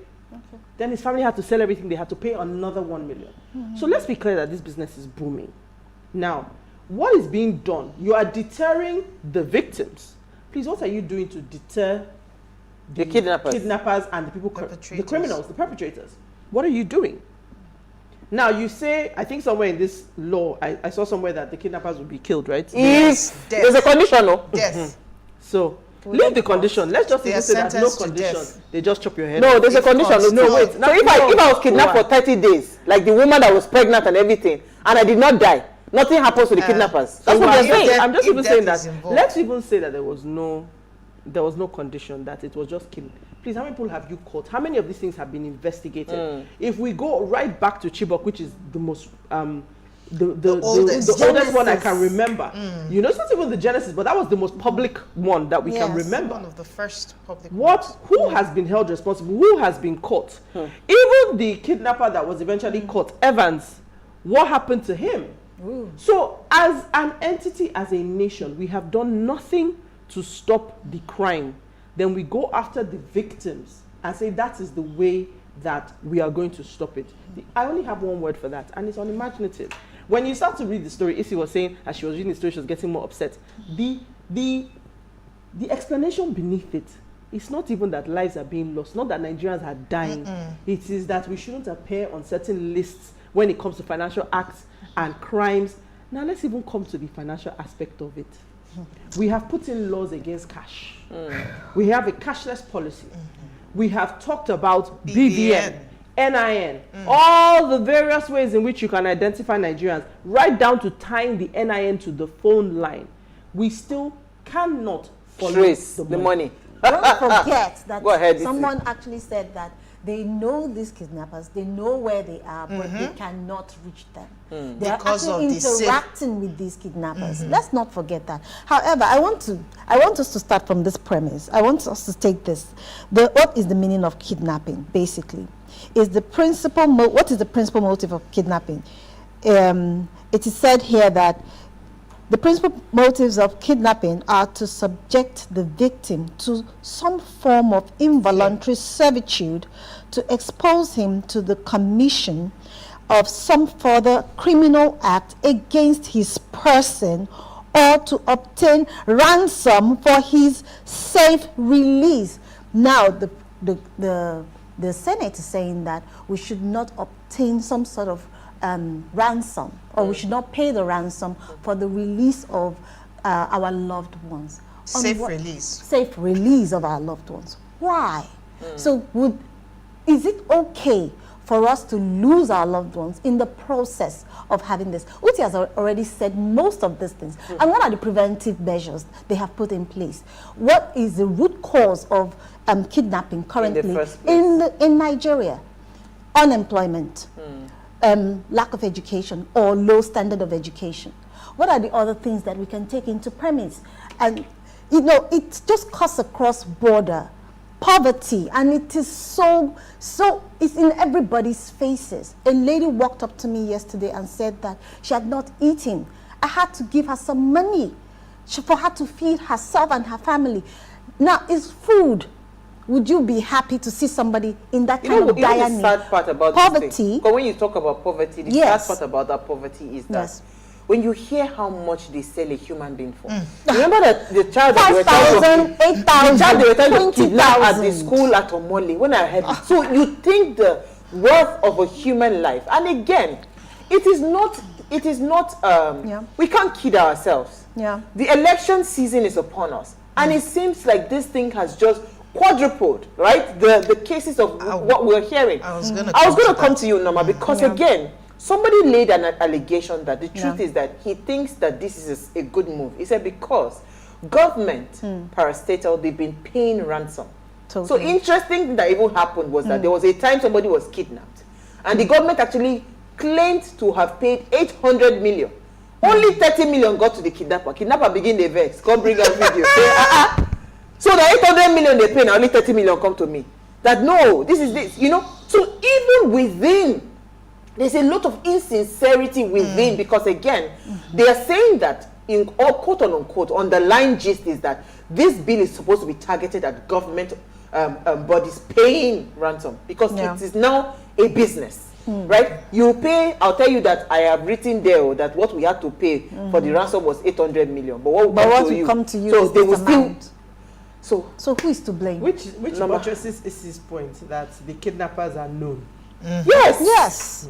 They are known. Let me hear your thoughts. I was just going to be. While Issy was talking, I was reminded about the voice notes that we heard, and how the person that was narrating his story said that this is beyond just kidnapping. That there's some kind of cabal, it's a cartel. There's some kind of system going on, and then you brought out the aspect of profiteering, and it seems from what we can see that there are people who are benefiting from this system going on. Because when we hear, like you said, the amount of monies that go into this is enough for you to put up a bill, quote unquote, to stop the profiteering from this situation. But my question is, at the end of the day, who is benefiting? The young boy who attempted to kidnap some people for 5,000 naira, he doesn't even know that when these people are going to take these things, they're going to sell it at a much higher. Of course, the kidnappers usually will say that even if they don't pay your ransom, we're not going to lose. Because guess what? We're going to dismember you. Stephanie was dismembered and parts of her body was taken away for God knows what. If it's about ritual killings, there are people looking for livers. There are people looking for kidneys. There are people looking for arms and legs or whatever for rituals. And all that. So who is profiting from this experience? You're putting up a bill and then you're telling, my heart is so heavy. Because the level of insincerity and insensitivity that some our so-called policy makers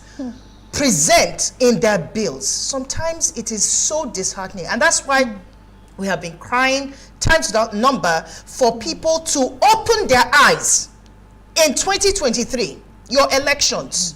The questions that you're asking the people who are going to be making policies on your behalf. And not focus on focusing on just the executives. There's so many aspects to government. It's not just about the presidency. There's different aspects that continue to affect you and I as citizens of Nigeria. You can't make a bill, you can't try to pass a bill that you're not thinking about the people. Uti rightly said it, and literally she took it out of my mouth, because at the end of the day, these are victims. How are you sorting the problem of terrorism in Nigeria? The sitting government had promised before they came in that on top of the list is to tackle terrorism and insecurity in the country. And this is how many years down the line? It seems like it's becoming worse. You rightly said the elections are coming up, so people are beginning. It's like the business is even booming more, because these are who are the people that are patronizing these terrorists. At the end of the day, that they're booming and having the audacity to ask for millions and billions, and then people want to save the lives of their loved ones. If they had to scratch, that voice note said that literally it was some group that literally came to that man's aid to scratch out whatever it is that they could come together, some church members, family, to be able to help.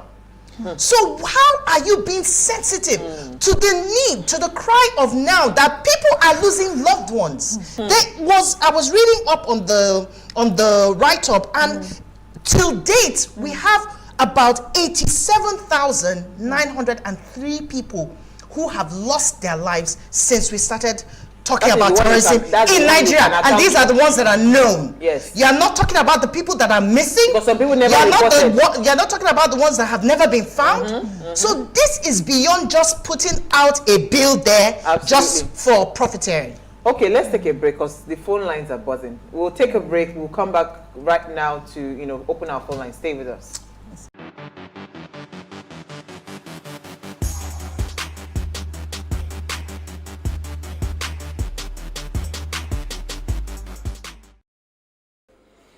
All right, so if you just tuned in, it's our Ladies' Night Out, and we are discussing terrorism prevention bill passage, and we're asking, is it a smart move or a very insensitive move by our Senate, right?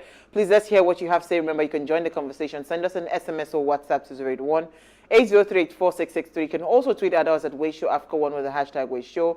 Our phone line is now open. You know the rules. Turn off the volume of your television set. The number to call is 07025007749.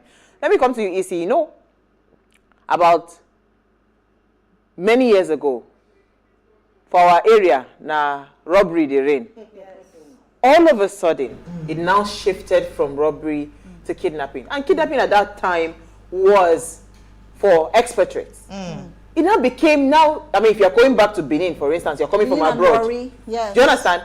You dare not because... Don't flaunt your because they'll kidnap you. That was how it started. And now it's everywhere.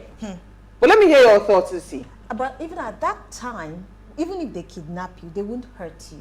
It's just go bring the money. They used to give you food, so. Go bring the money. We know say you get this money. Go and get it for us. It was based on information. And they don't hurt you. So they bring you back in one piece without hurting you. But these days, there is no empathy. There is so much insensitivity in the process of doing it. They beat them. They torture them. Did you see how he treat them? Let's take a call. Sorry. Suleiman from Bauchi, thank you for calling. You're live. Thank you. Well, I like to talk think emotionally, it's not easy to take. But if you look at it, security-wise, you know that what they did is because once you pay the kidnapper, they buy more weapons and they kidnap more people. And the thing is that, for example, that the people that kidnap the train station in Kaduna, if you know, they are not asking for money, they are asking for their leaders. And those leaders, if you release them, they are more dangerous to the society. So the government has to be careful. The issue is that the prevention is better than Thank you, Suleiman. So please, for those calling the WhatsApp number, you can't call us on the WhatsApp number. Call the number on the screen. That's the number to call for calling in. Somebody has been buzzing the WhatsApp line. So I don't know how to respond to Suleiman. No, Suleiman makes a valid point. He makes a valid point about, but you see, the truth is, you can only put this bill in place when every other thing has been put in motion. Point. Exactly, which is why we say that it's unimaginative. You've said, we all know. I mean, which of the school kidnappings was it that they asked them to buy motorcycles? What for? It's the same perpetration of the crime. So the reality is that we understand that the problem exists. But what are you doing to stop the problem? What are you doing to... What have you put in place? There are so many aspects to kidnapping, right? There is the terrorism side of it. You know, what's happening up and north there's and all of that. the money side. Then there's the money side of it, because it's not every point. Like you said, some people are kidnapping and it's about body parts. There's all sorts of it's become quite lucrative. I'll tell you. Let me take Peter from Benin, then I'll come back to you, T. You're live. Thank you for calling. Yeah, hello, good evening. Hi, Peter. Thank you for calling. Yeah, good evening. When I heard about this bill, I just laughed in my heart. It's highly insensitive because the primary responsibility of any responsible government is the protection of life and the guarantee of security for the citizens. Now, where did this slogan that came from that we don't negotiate with terrorists? It came from America in 1973 with Richard Nixon during the Iranian capture from American citizens. Richard Nixon just said it by his speech, so that it was written down. That's how most countries now use that slogan that we don't negotiate with terrorists. Even the America that even Richard Nixon made that statement that America is American policy, they still negotiate with terrorists through the back door. In the international diplomacy, there's what they call back channels.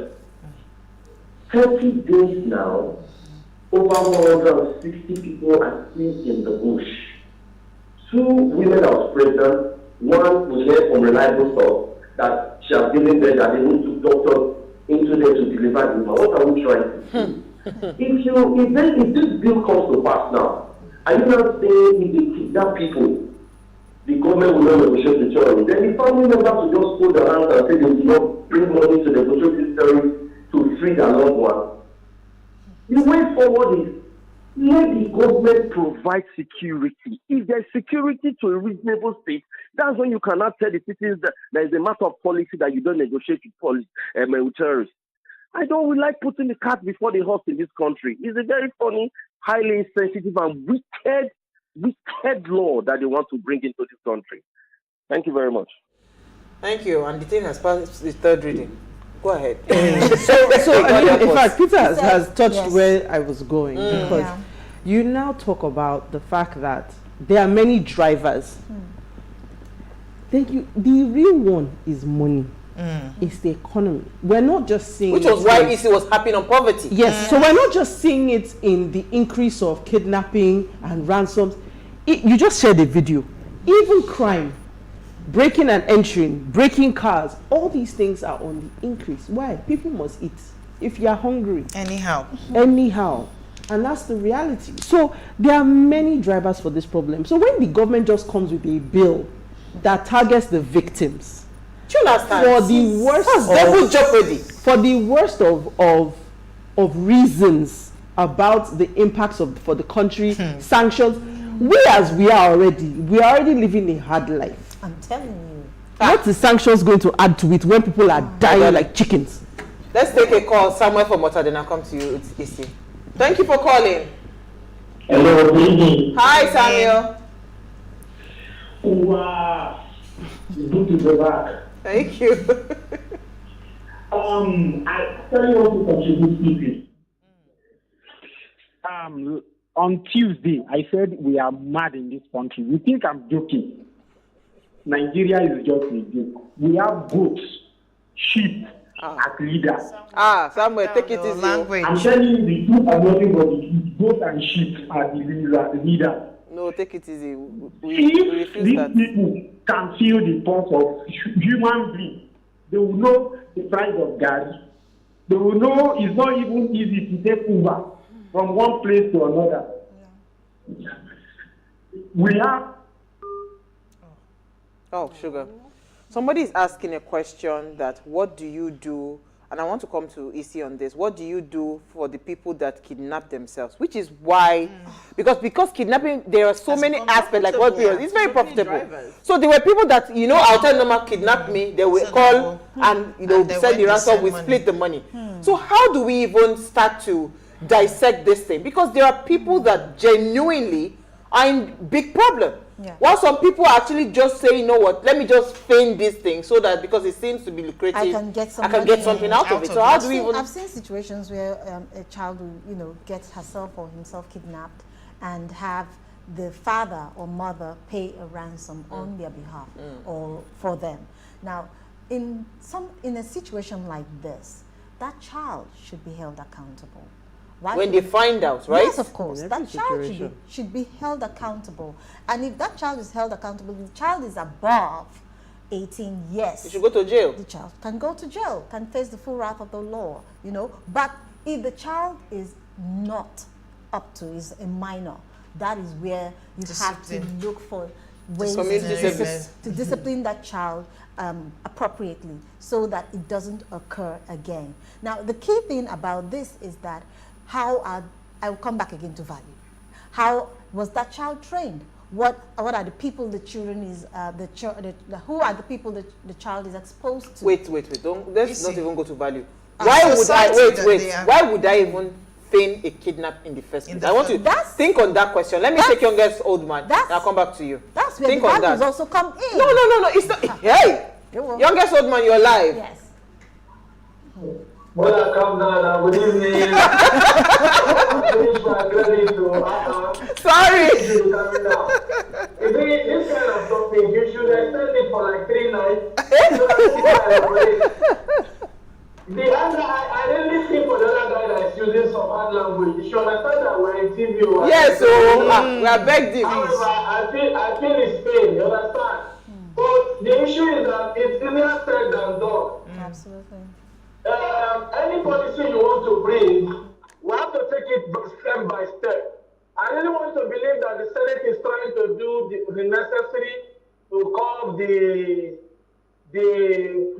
big business going on now, which is simply called the kidnapping business. But I think they should take on that step of what will they do to a government that is not providing the necessary or the enabling environment. One, what's going to be their consequences? What's going to be the consequences for them? Should they be impeached in 42 days or 32 days or in a month? They take out that government, they bring in another one. Secondly, they should think about what can they do for a government that has failed in security, that cannot protect its citizens. Then after that, they will now say, okay, after all this has been provided, and you people are still going on to pay ransom, there's going to be consequences for paying ransom. But you just go directly and say somebody should not pay ransom. Why? They are sending videos of their family members being dealt with. There is someone that this girl was raped on video, 8 different bandits, 8, not 5, not 3, 8. They were singing and the poor girl was just there like, look, if you have connection with Northerners, tell them to send you videos of what is happening in life. I once told you on this station that a girl gave birth That's why I was even celebrating this one that they gave birth and they allowed the child to live. They fed that child to the dogs. Fed it to the dogs. That woman till today is not she's mad. Yeah, she's mentally. Up till today, even they have left them now. Something is happening. Something is happening. But I don't know what's they open for that under there. They never know what's in there. But I know that by the grace of God that we worship, Pharaoh will feel the same pain that the Israelites felt. I'm telling you this. Thank you. But I know say what goes around comes around. Then by then, they will catch you now and they pay the money. My else they will do. Thank you so much. It's only before that is being kidnapped. So it's really sad. That's why when I see bills like this, it's like you're making light of people's pain. This is double jeopardy. You have given me problem. Like I have a problem. Somebody that I love so much is under somewhere. I can't even tell what's happening to that person. You don't tell me that if I eventually pay this to release the loved one, I go to jail. Are you guys even understanding the situation? You see this situation. So that was the place. It's not making light of it.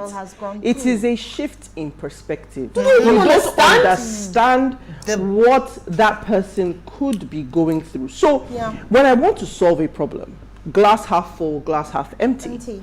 There is a solution that says I drink the water, or there's a solution that says I pour the water away. It depends on how thirsty I am. So you, at this point, look at the way the story was couched. It did not speak of the death of Nigerians or the lives of Nigerians. It talked about it from the perspective of the country, the international laws, the potential for sanctions, which again is not a bad thing. It's not. But is that what is most important? Thank you. So perspectives are key. So I love the way we've couched it in the sense that youngest old man said, there is a sequence of events. When you show me that security is important to you, you have taken steps and measures to improve security. You have taken steps and measures to show the criminals that crime doesn't pay because I will catch you and I will deal with you. I look at the other drivers and I look at the economy. I look at how to put money in people's pockets. I need to look at how to employ people, how to educate people. All of that is in motion. Then you now come and say, well, I've done ABC. So it's not now, if you choose to pay ransom, I will now face you because you have now become part of the problem. But you have not touched the problem at all. Even money, you can actually print special money where people serial numbers and all of that. It can be traced. All of those things. You've not put in any measure at all. But I think we have a caller as our final caller for the evening. Then I'll come back to Isi and Nama to hear your final thoughts. Quickly, let's hear what you have to say. Yeah, Samuel. Let me give my solution. I see this deal. Can you first of all apologize for calling them sheep and goats? Okay, you're not ready. Go ahead. Is it there? I think we've lost it. Okay, so Isi, let me hear your thoughts. My thought is this: they should prefer solutions first, which is what he has harped on. Preferring solution is not about us going through the motion of just lip service or saying that we'll do this, we'll do this. But we should see the actions being taken place so that first we should work with the fact that we have individuals who are not educated. We should work on literacy. We should work on the greed and the mindset of Nigerians. We should work on providing jobs for Nigerians so that if this profiteering or whatever doesn't grow beyond what we currently have. And the fact that we have individuals who are who have been traumatized by the experience of being kidnapped. You know, when the young man was talking and he was describing the vivid description of how the ladies were being raped, and I just couldn't take it. It is quite seething for me to take in. So if we have like an anti-kidnapping squad that would be trained to actually go in there, get individuals who have done this and hold them accountable. Hold them accountable. I think, yes, we can say that the government has done their part, which they haven't yet. Norma, let me hear your thoughts quickly. Okay, before I share just a few words, I have a comment here. It says, "Good evening, ladies. I think this is one of the insensitive bills passed by the legislature. Why not a bill on a governor of a state that cannot handle security being impeached, or some for the president? Why will it be the masses that are supposed to be protected bearing the pain? In 2023, we should elect people that really understand issues and can contribute intelligently and prefer solutions. These bills encourage citizens to be kidnapped and family leaving their loved ones to be killed. We should encourage the citizens to get PVC and vote rightly." That's from BC. Thank you, BC. BC. But just to conclude, I think I would want to beg our legislation to have a heart. When they're considering this, think about your mothers, think about your daughters, think about your sons, think about your fathers.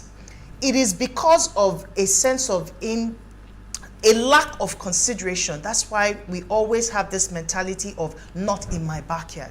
So because it's not happening close to me, I don't feel the pain. I don't know what you're going through. They kidnapped a son of yours. I don't know what that feels like. So I cannot empathize towards the victims. And that's why this bill can be okay for them to pass. Third reading, you can imagine. So when they begin to have a heart in their considerations, when they begin to think as citizens of Nigeria, if this was affecting me directly, what would I do?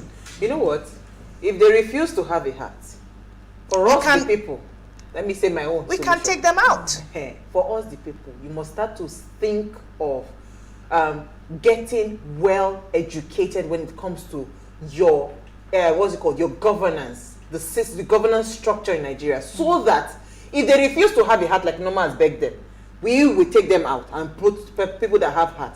If those ones come again, their head is not correct, we move them out, and it's like that. So there has to be a system until we get the right kind of people. The right side of people. Now remember something. Evans was arrested in Magodo, right? There was a lot of frenzy around it and all. Who is the policeman again that went to arrest him again? Arrest him. Answer the name question now. His name doesn't come quickly to mind. Please, Uti, I know you know the He's answer. the one that was caught. Why are you trying to call my name? The one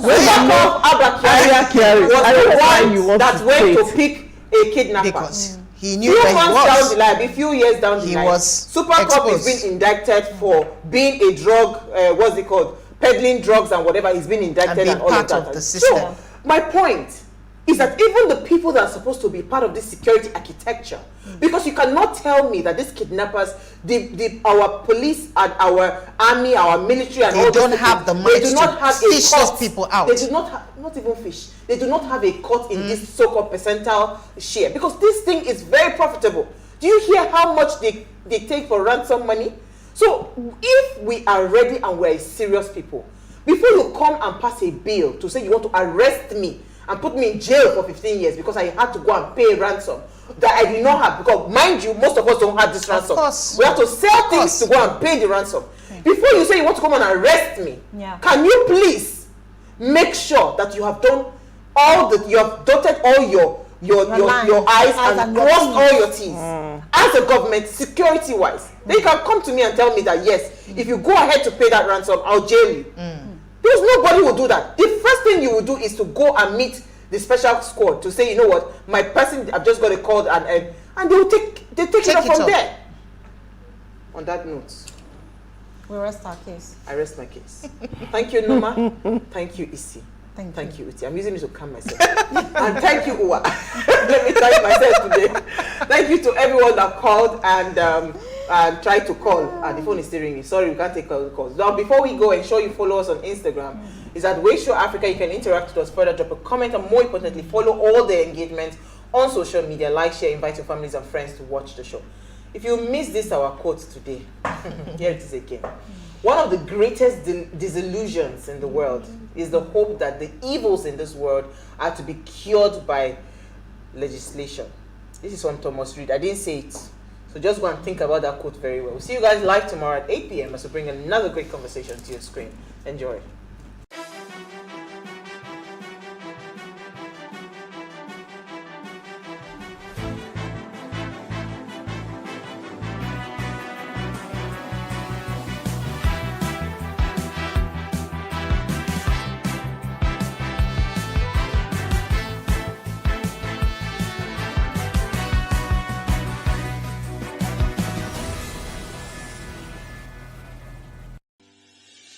Increase the reach of your events or business services. To advertise on Plus TV Africa, please call 0906 000 5719 or 0909 040 8408 or send an email to marketing@PlusTvAfrica.com. Plus TV Africa.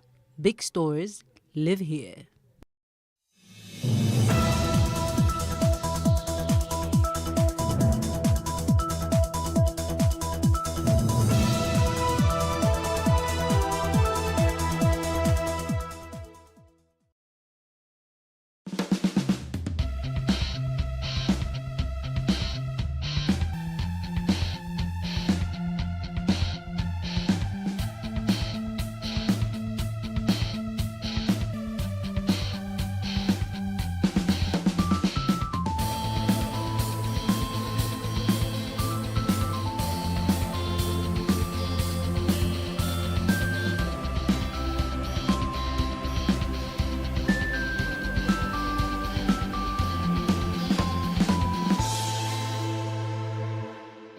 Jealousy. How is this emotion developed? Are there pros and cons? What's the difference between jealousy and envy? I'll be discussing this and more with my co-host, Ifoma, the financial analyst, author, and the founder of Boys to Men Foundation. Omoye, our fabulous actress, and Ebu, the media consultant and coconut processor. We'll also be joined later by our guest, Tochu, a corporate trainer, and Tokumbo, a HR expert. I am Saudat. I'm the founder of Easy Shop, Easy Cook. Welcome to TW Conversations. We'll be back after the break.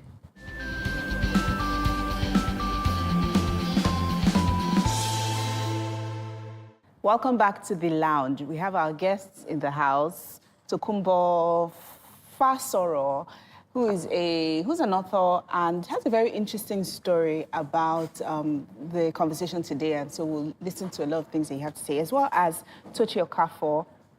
You are a wellness consultant. Now, I think that wellness plays a huge part in whether or not we're jealous or envious of one another.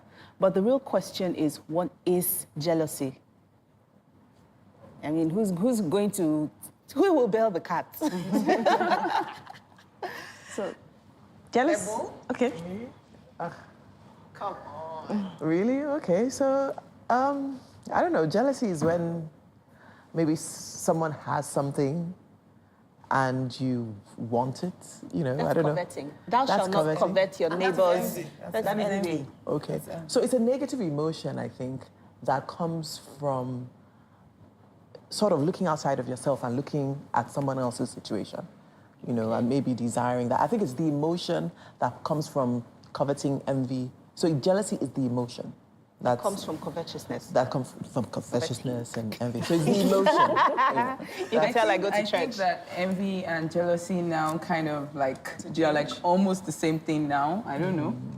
When you say now, what do you mean now? Because of I the way mean we have this used generation or so, because I think there's actually a difference between envy and jealousy. Yes, you can tell us about it. Yeah, jealousy is when you protect what you have. Sometimes it's also an illusion of what you also have. But envy is more of coveting. So you want what someone else has. Yes, it's different. Okay. That's the basic definition. I think that makes sense because it then puts a context on jealousy. On jealousy, yes. A context that includes other people. Right. And the threat of losing what you have to someone else. Yes. Whether it's love or the impression of being the best. So, for example, if you're the bright student in class and then a new student comes. Absolutely. And the teacher begins to say, oh, you're smart. You know, they begin to, because you're losing you think you're going to lose your place, the place you've chosen. Yes. But I also, for that reason, think that it's a choice. It's a conscious choice to be jealous or not to be jealous. And I think that whilst instinctively we may have jealous feelings, tendencies, how we manage it is well within our own choice. Absolutely, I agree. You know. Okay, that's a good point. I agree that, I think that because we're human, it's easy to have any of these emotions. Yes. But the emotion might come, how you manage it. So it may not be your choice how you react to, say, somebody else's success. Like, oh, envious of it. But how you react when you feel that emotion now makes you the better man or not, as a woman, as it were. Because jealousy is something that happens naturally. Even the Bible says God is a jealous God, you know? So it's something that everybody, you can't say you have never been jealous. It's something that happens to everybody. So I think it's the ability to be able to control the emotions. And for me, I've been able to do that because I've had lots of experiences and all that. I would not say I've not been jealous of people.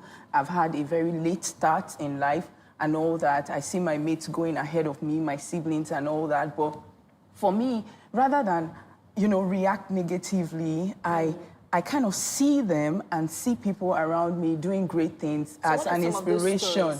Or how do I put it? I get inspired. Rather than get jealous, I get inspired that, okay, if these people can do this, that means I can actually do this. I can actually achieve this. Okay, and, so you say this, it drives me. You say this, but I want to hear what the this is.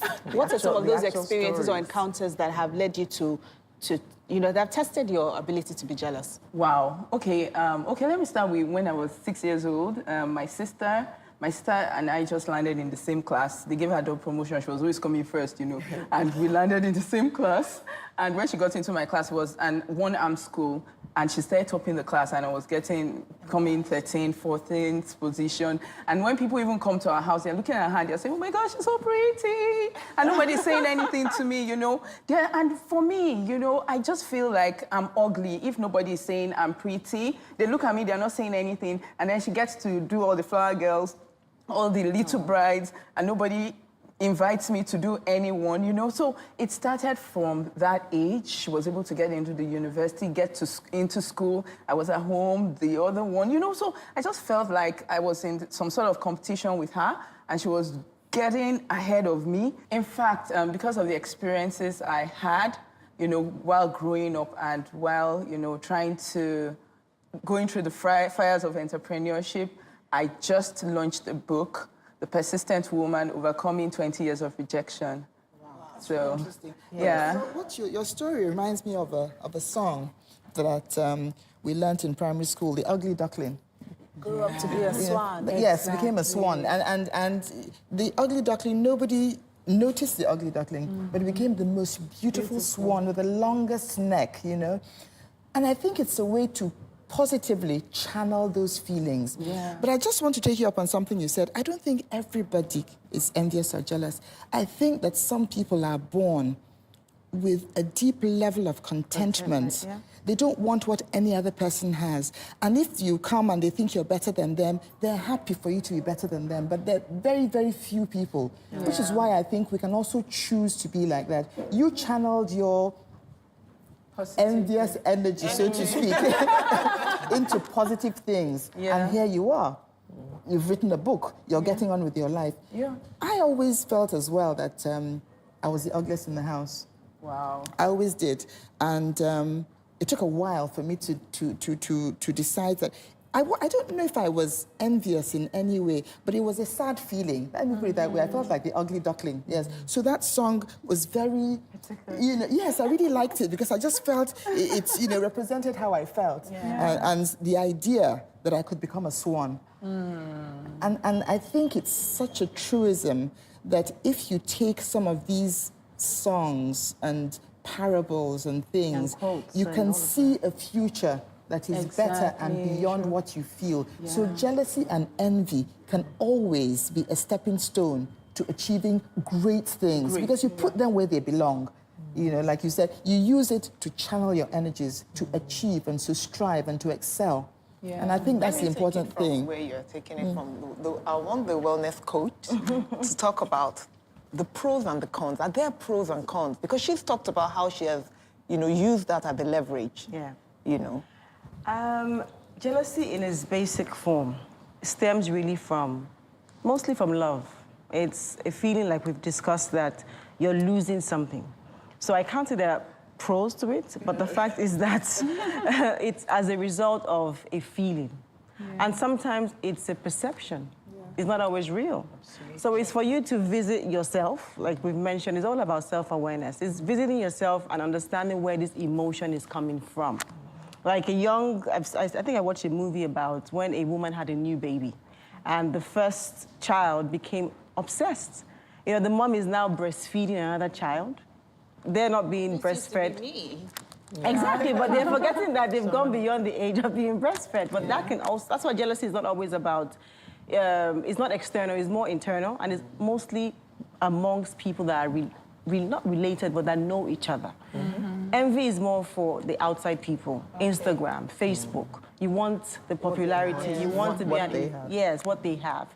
And that can be more, actually, they both can be possessive and become, negative. But I think that the jealousy stems from people that you already, have a relationship with your husband, maybe has a new friend, you're spending more time with that person, you're becoming... Football. The mother-in-law. You mentioned the mother-in-law. The mother-in-law, jealous of the daughter-in-law. True, that happens. Because that happens. The attention of your son there's now a first lady, so to speak. Speaking of your son, everyone, would you talk about how jealousy or envy affects people in relationships? As the true flatter consultant yourself. That's my brother, so not me. But how it affects people in relationships. I remember I was having a conversation with my husband just last night about some friends of his that he has, and I just feel like, okay, my husband is generally chill at home, with his family, but when this particular set of friends sort of, come out of the woodwork, he just kind of, vanishes. Oh, I'm hanging out with this person and that person. I was like, what is it with these people? So I think that somehow you have a defined relationship with someone. It could be your friend, it could be your husband or your son. And when things kind of go out of order and then the attention is shifting elsewhere, it kind of ruffles our feathers, doesn't it? For me, football ruffles my feathers. But then again, when you look at insecurity and where all this comes from, do you think when you look at envy, it's about what you feel when you're not enough? Yes. Someone is better than you. Someone has self-confidence. Yes, that can lead to that, anxiety. And also not realizing even your own strengths. If you don't even know that you're amazing, then anybody else that is perceived to be amazing would affect you. So it's always a good thing to visit yourself and identify your own strengths. Celebrate your strengths and let that be your focus and driving force. That would eliminate a bit of this jealousy that we usually... Other than you desiring to be like the other person. Because the truth is that you're never going to maybe have all that you want, and there's always going to be somebody that has a bit more than you. Sure. So if you live your life in that space, you are going to be quite an unhappy person. Okay, we're going to go on a break right now, and when we come back, we'll talk about the breeding grounds for these negative emotions. Don't go away, we'll be back on the lounge.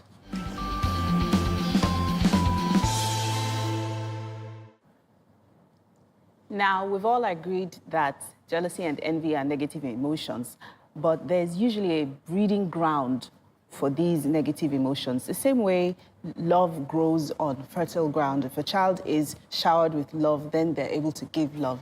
What are some of those things that people pick up on as children or as younger people, or even as adults, that sort of feed jealousy, so that suddenly now people say, oh, my haters, all my haters. It's almost like we're living in a world where we're suspicious of everyone around us, whether close or far away.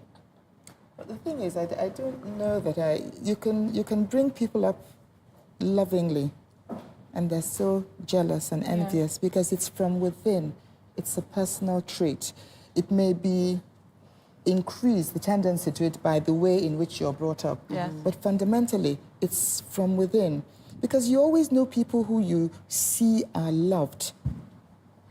And I find that there are always two sides. I remember watching an interview with a singer, an international singer, and he was saying that he was really unhappy over a number of years with the person he was going out with. And yet when the person was interviewed, that person thought those were the happiest years of their own lives. Yeah. You know, but because there was the insecurity. Insecurity is from within. Every human being is insecure, but to different extents. And we can manage our insecurities differently and for different reasons. You know, a lot of jealousy manifests. A friend who likes you, and it has nothing to do with how you feel about a person, you know. You may actually love a person and be jealous of them. And then when something happens for them, you'll say, but, oh, that's a lovely position you got there.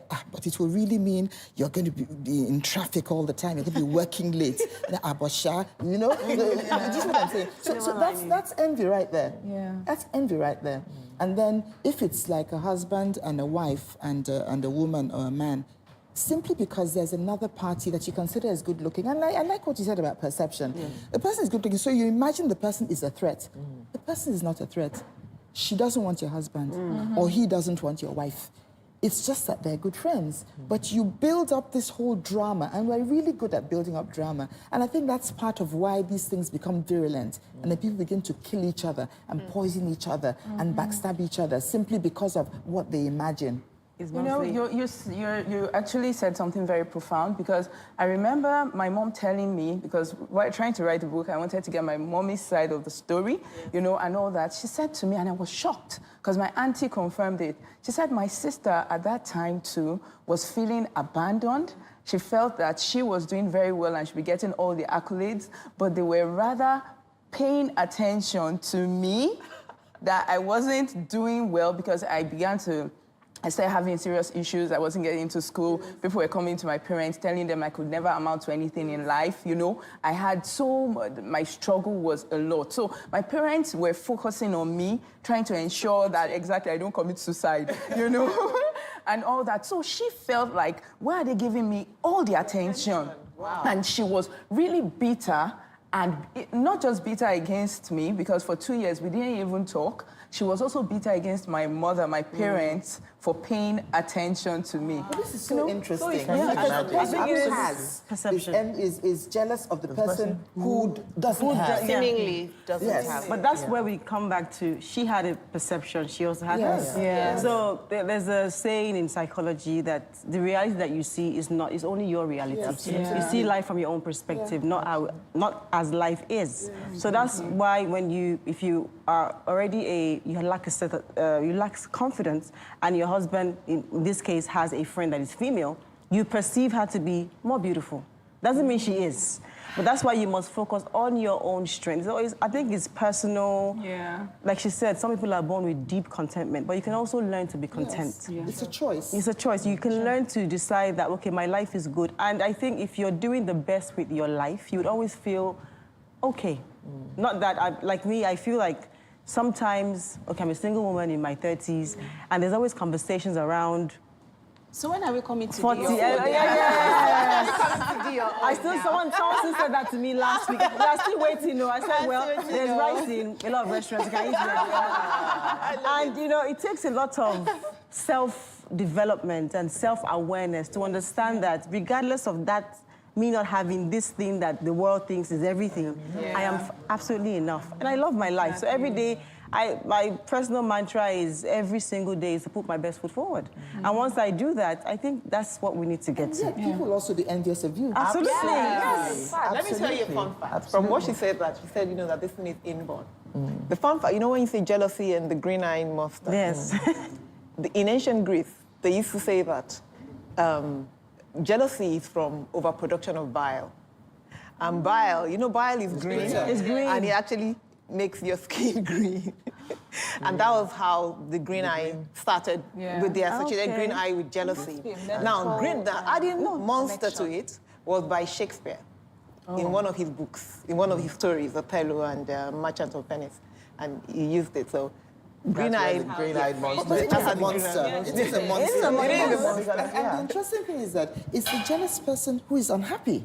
It is. Yes. So even if just to make yourself happy is enough reason not to be envious and jealous. Exactly, and you know the shameful part of it is that the other party might not even know that. Yes. And then you're there suffering, you're miserable, you're not even sleeping, you're crying. There are sometimes that it can be that deep, that you're crying, you're in pain, you're so envious, you're so jealous, and all. It's self-inflicted. That is an emotion, but you know, sometimes it hurts. Sometimes it really That's what I'm saying. It's now going to have I found myself physiological effect. Yeah, exactly. There is study to show that hatred is linked to cancer in some cases. No. Yes. But I think deep in raising our children, you know, I sometimes hear of children talking about things like cars, you know, and I just feel like they're too little to be concerned about things like that, because they can't even buy it. You know, so why? What do you understand? Do you understand? You talked about breeding ground. The home, I think, is this key place that we have to watch it. Absolutely. So for me, sort of, you know, creating that environment for my kids, like, why, you know, like, why are we even talking about that? And focus on the things that really matter, which is building character, you know, and actually building values. But it's actually important for them to talk about it, because one of the things that I did when my children were in primary school is that if they talked about a toy that somebody had, they never got it. They never got it. That was just simple policy. You have things that other people don't have. They will have things that you don't have. And that's how life is. You can't have everything. Yeah, true. But when does it become envy or jealousy, though? Because sometimes you see someone, you've lost weight, oh my God. You know, I like it and I want, and you know, I like it and I want you to tell me, I like your dress. When he obsesses you, you leave her, I like your dress, and you've gone, I like that dress. That dress. I should even get it. That's where it starts to fester. Exactly. And you could say, I love that dress. Oh my God, she just inspired me to make it. Go and, But when it festers and it starts to... It's from insecurity. Yes, this is where it gets tricky. Obsessive. I admire your dress. I like it. And then I'm inspired to go and make my own. But this is a dress that you are using. It's your business. I'm not inspired. Evan said something about... admiration, but it tilts. A fine line. It tilts at some point. You know, I admire something and you inspire me to do something, but then I start to copy exactly what you're doing. Is that admiration, or is that just laziness? Okay, but what's the difference? I like your necklace. I really like it. Where did you get it? Can I buy one? Some people will say, oh no, it was a gift. They'll never tell you where they bought it. They'll never tell you where they made their hair. Yeah. Do you know people like that? Yeah. They'll never tell you. And I'm not trying to be like you. I just like, I just like it. That's back to being insecure. You know, that's where you know, the admiration. I mean, I think, honestly, if I can inspire someone to do what I do, and I think it's a good thing, you know, it's a compliment to me. Yes. You know, I think imitation is a compliment. That I've taken people, I've introduced other people, including my friends, to the same kind of business. And a lot of them are shocked that, Tokumbo, how would you do this? Well, I tell people that, see, the sky is big enough. It's big enough. And for me, I just believe that when you bless people, God will bless you. Yes. It's not about, you know, when you're holding on, when you're even holding on so much to something, it's like you're holding on. How would you even receive? So I have learned to, you know, just give. I don't care. You love my dress. Oh, I introduced my tailor. She's good. I can get the fabric here, you know, and all that. I just feel like... The problem is not from you, though. It's from the other person and their perception of you and what you stand for. Absolutely. So they're wanting to be you. And there are a lot of people who want to be somebody else. Yes. You know, it's one thing to copy a person or imitate them, but there comes a point where you now want their life, and that's when it becomes really dangerous. There's nothing wrong with wanting your dress. It's a dress at the end of the day. But it's now your kids, everything the husband. You have the dress now, but it doesn't fit you, or you think it doesn't fit you as much, so you want the body as well, the person's body. And you can hit the gym if you want the body. You can have the body. When you've got the body, then... Okay, so at this point, we can talk about this for hours on end. Yes, and there's so many ways to look at it, but I'd like to hear your final thoughts. Evan, would you start? Yeah, I was just, you know, watching a video from someone called Shireen Mitwali a couple of days ago, and he says that in this world, there are always 3 groups of people. So 33.3% of people will love you. And, you know, the other third of people will always be on the fence. And another third there'll be haters, or they'll be jealous, or they'll hate you. So never worry about that. So when you encounter those people, know that, okay, they represent one of the thirds, and just roll with it. Okay, yes. I think Mrs. Foma said something that really struck me. She said, at the heart of everything is contentment. I think that it's very important to focus on yourself, do the best with your life, and nourish your own life. I think they say the grass is greener on the other side, but it's actually greener where you water it. Yes. Water your life enough that nobody else's life looks more attractive than yours. That's what I do with mine. So, yeah. Okay, for me, I had a lot of jealousy issues growing up and all that, and the good thing about it is that I've been able to convert it into a strength and now into a book. So my book is out. Yeah, The Persistent Woman Overcoming 20 Years of Rejection. It's in all the big bookshops in Nigeria. Nice. Yeah, thank you. So there's a saying, we talked about the green-eyed monster. There's a Bible verse that says, out of the heart flows the issues of life. Guard your heart with all diligence, for out of it flow the issues of life. Now, if we don't guard our hearts, jealousy can become that monster, so that it starts as one little thing, and then a little emotion can grow to, us doing all sorts of things just so that we're at peace. But really, the peace comes from within you. So that's it. What I'll say is you're enough. Just find that space within you for that thing that makes you happy. Nobody else has it. True. And that's it. Yeah. I like that. That's yes, and let me take it from where Ifeoma says that, there's nothing good about jealousy or envy. We all say, like, oh, I envy this, I envy that. And I think we should stop saying that, because it's not a good emotion at all. It's about having self-fulfillment. Know who you are.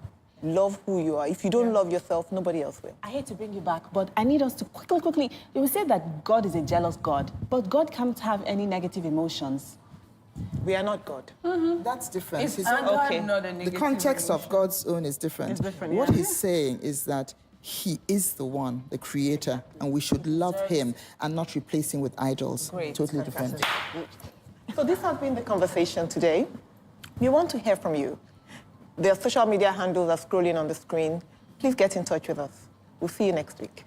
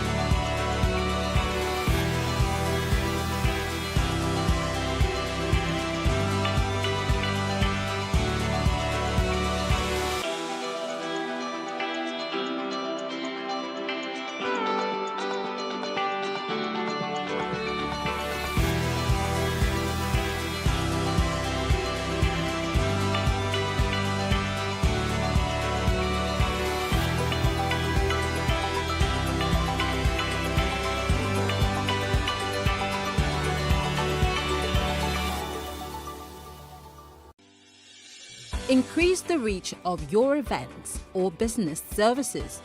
To advertise on Plus TV Africa, please call 0906 000 5719 or 0909 040 8408, or send an email to marketing@PlusTvAfrica.com. Plus TV Africa. Big stories live here. Life can be fun and rewarding, but it also comes with some risk. As in business, you win some, you lose some. And that's why you need to be wise in the choices you make. It's like placing a bet. Again, you need to be wise.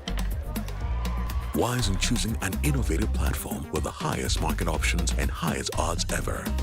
That's why Winners Golden Bet, the leader in online, in-shop, virtual, and live sports betting, gives you enhanced platforms that offer you the best chances of winning. For betting on live soccer matches, live dog races, and virtual games, Winners Golden Bet is your best bet. Instant payment of winnings guaranteed. Play online or in any of our numerous shops nearest to you. Hey guys, be wise. Play on Winners Golden Bet. Winners Golden Bet, the wise choice. There is no voting on social media. To vote, you would require a permanent voter's card. To get your PVC, visit cvr.inecnigeria.org. Create your account with a valid email address and start the registration process. An activation link will be sent to you. Click on the link and activate your account. Fill out the form, pick and submit a convenient date and time for your biometrics. Print the application slip, which should have your QR code.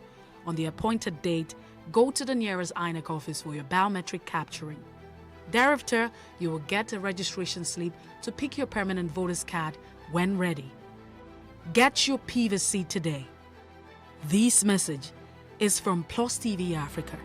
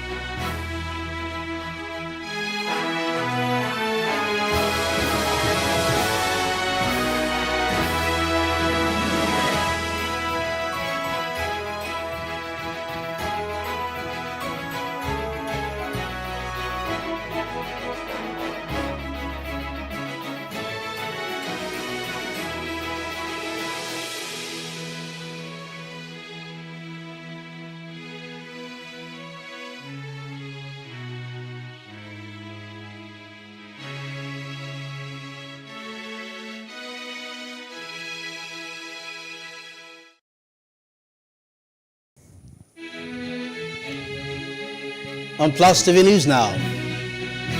Terrorists release picture of baby girl delivered from abducted passenger. Democratic Republic of Congo state of emergency in North Kivu, Ituri, comes under scrutiny that amid rising attacks.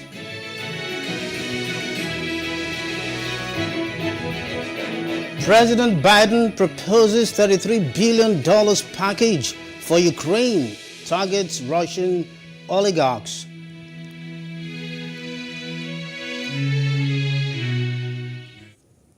Hello and welcome. I am Tolu Ojomi with the news now. The PDP has commenced the screening of its governorship aspirants for the states in the South-South region of Nigeria. Governor Doidiri Bayosu State was the chairman of the screening committee, conducted the exercise alongside other members of the team at the PDP zonal office in Port Harcourt, Rivers State. In his opening speech, Governor Diri assured the aspirants that the committee would be transparent in its dealings and fair to all of them. Even aspirants from 4 of the 6 states in the region comprising Akwa Ibom, Cross River, Delta, and Rivers stormed the party's secretariat for the exercise. Meanwhile, the PDP has released a list of presidential aspirants to be screened tomorrow, as they have both the party's nomination and expression of interest forms. The last day for the submission of the already completed forms was April 25, and the date for the screening of presidential aspirants had been fixed for April 29. They include the former Vice President Atiku Abubakar, former Senate President Bukola Saraki, former Senate President Governor of Bauchi State Bala Mohammed, Governor of Sokoto State Aminu Tambuwal, and media businessman Dele Momodu, among others. In the meantime, the Minister of State for Education, Emeka Nwajuba, and the Minister of Labor and Employment, Senator Chris Ngige, who have both declared their intentions to contest for the office of the president in the 2023 general elections, have downplayed calls on political appointees to resign to enable them take part in primaries of political parties next month.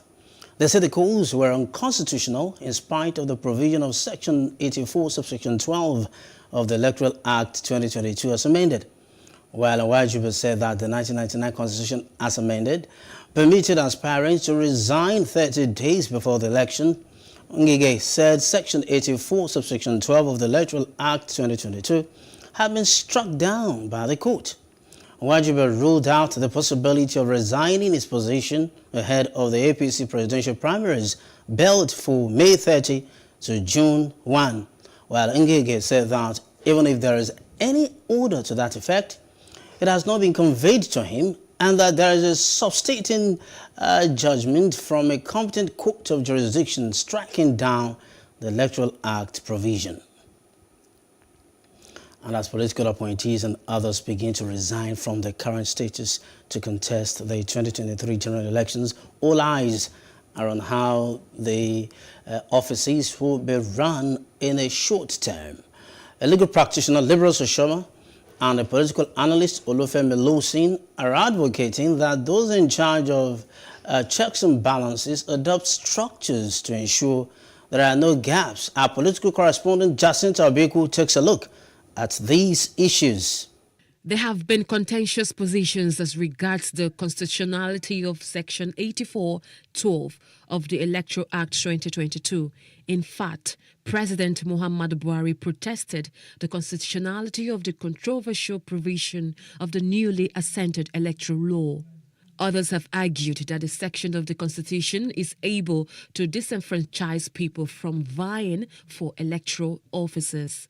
A legal practitioner, Liberal Soshoma, countered this. It does not disenfranchise anybody because the provision of the Constitution actually limits participation for civil servants. That if you are in the employment of the government of the federation or of the state, that you cannot contest for an election except you resign 1 month before the election. And the Court of Appeal had held that political appointees are not employed in the government of the federation or of the state for the purpose of that section. And so once that, what that means is that if you're a political appointee, you can remain in office till even contest for election, whilst in that other office. A political analyst, Olufemi Lawson, shared the same view. He insisted that a section of the law would limit the excesses of the political class. I would want to say that morally, I don't think we even need a law to this extent to tell you that, you have an ambition to pursue in Jigawa State, then why are you sitting in Abuja as a minister?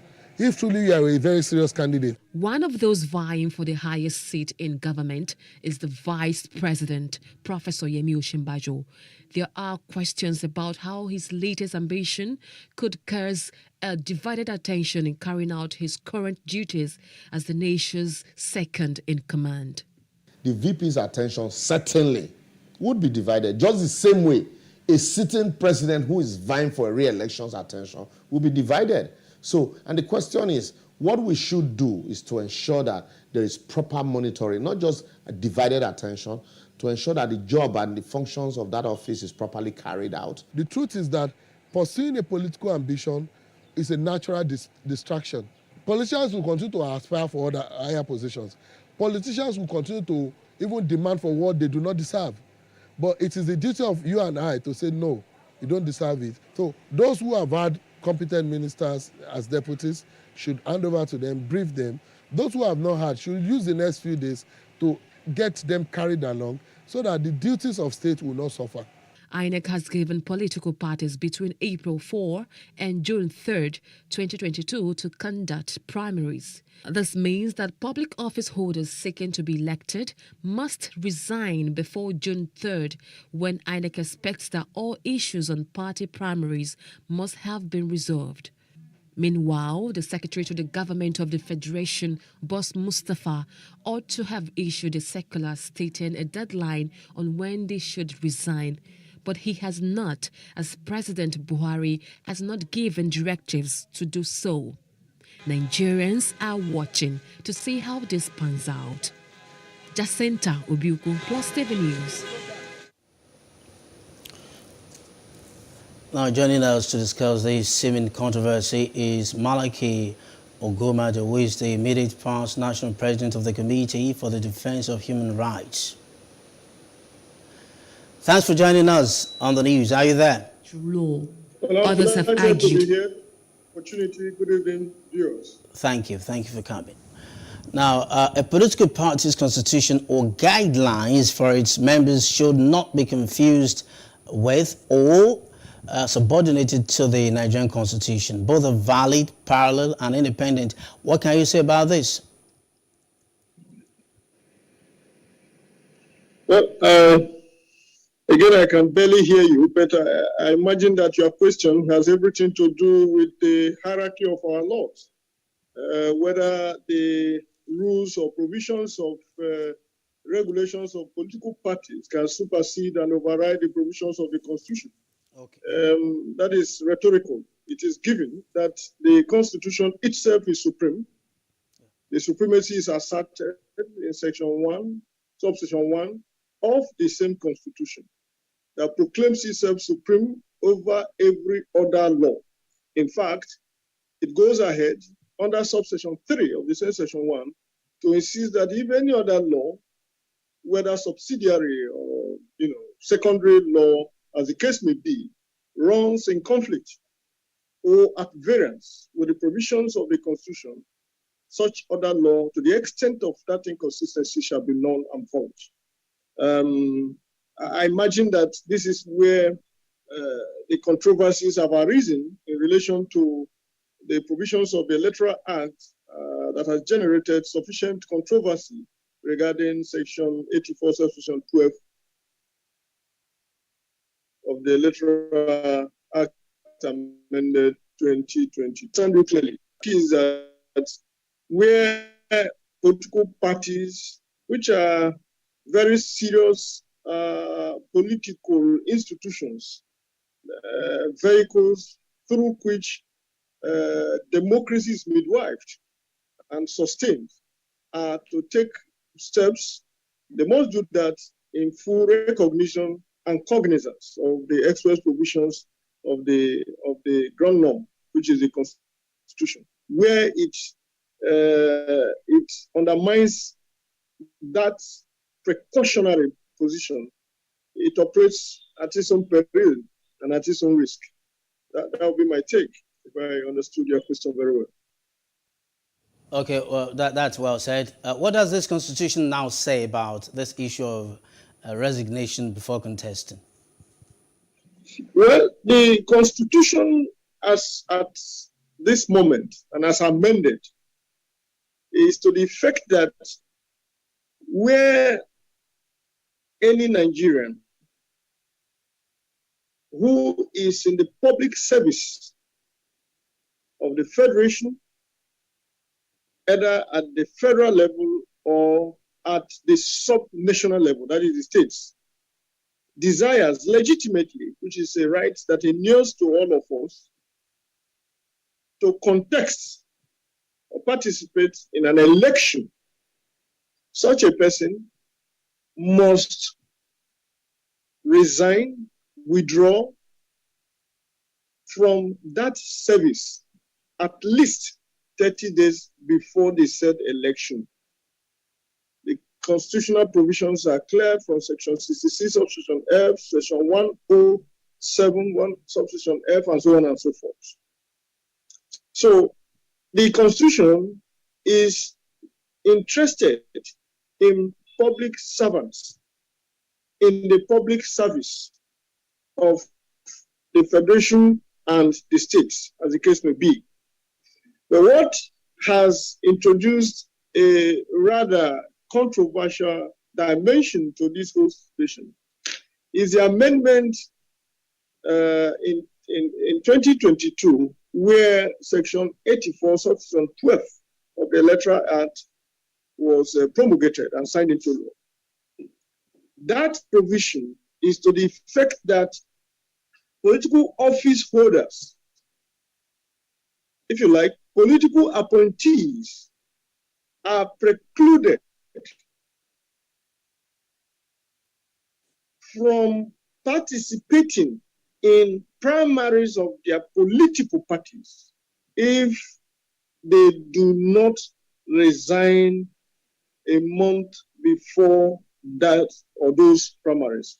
That is a controversy now. So, luckily, and this is where the judiciary intervenes in the interplay of political powers in the country to interpret, and that is the case that came up at I think Umuahia, where that provision of the Electoral Act was struck down. However, and I'm certain that you should be aware, the Court of Appeal, before whom the appellant who lost the matter at the lower court ran to, took a preliminary position granting the application for stay of the execution of the order of the lower court. So as of today, Section 84, Subsection 12, to all intents and purposes, is still the extant law. In other words, political appointees, political office holders who desire to contest in political party primaries are obligated to resign from those offices 30 days before they said their primaries. So that's the position at the moment. You see this as a factor. You are the interviewer's delight any day, any time, because I was quite having a good time listening to you. So do you see this as a factor capable of discouraging those who have future considerations for public office appointments? Well, let us even put this issue in some context and see whether we will make some serious meaning regarding the whole business of nation building. You see, it is not just about, it is not just the law, however important and crucial it is, that regulates human conduct, human behavior, and nation building. It's not only the law. The law is very, very important, no doubt about that. But you see, in the business of nation building, a nation will, or a people, should be able to build a consensus around where they want to be and where they have to go to. We have seen over time, no less in this dispensation, that quite a number of interplay of forces and factors conspire in a very unholy manner to jeopardize the sort of progress that we ought to make in our efforts towards participatory democracy. And what I mean by that is that there seem to be, in the configuration of our setting, a pattern that makes participation somewhat difficult, essentially because level playing grounds are not created. So the legislature has seen that situation. I see. The legislature has apprehended that situation. And the legislature had invoked their powers and intervened through legislative engineering by creating this Section 84, Subsection 12. Indeed, what they seek to achieve is that members of the executive arm of government who mischievously manipulate and appropriate the retinue of political appointees in their favor creates a very unstable playing field, because what it does is that most of these political appointees in the respective political parties operate as automatic delegates to that Congress. That, in the view of the legislators, already undermine their own participation in the game. So the way to strike a balance is to introduce this law, but in doing that, they have almost overreached themselves, because, like you have had, the courts are already kicking. Because right in the same constitution, away from the section that talks about the supremacy of the constitution, section 42 frowns at any form of discrimination. So if for any reason you are promulgating a law that tends to disenfranchise me by reason of my political status or creed or sex or tendency, that is already discriminatory. So where do we go from here? It is that both the legislature and the executive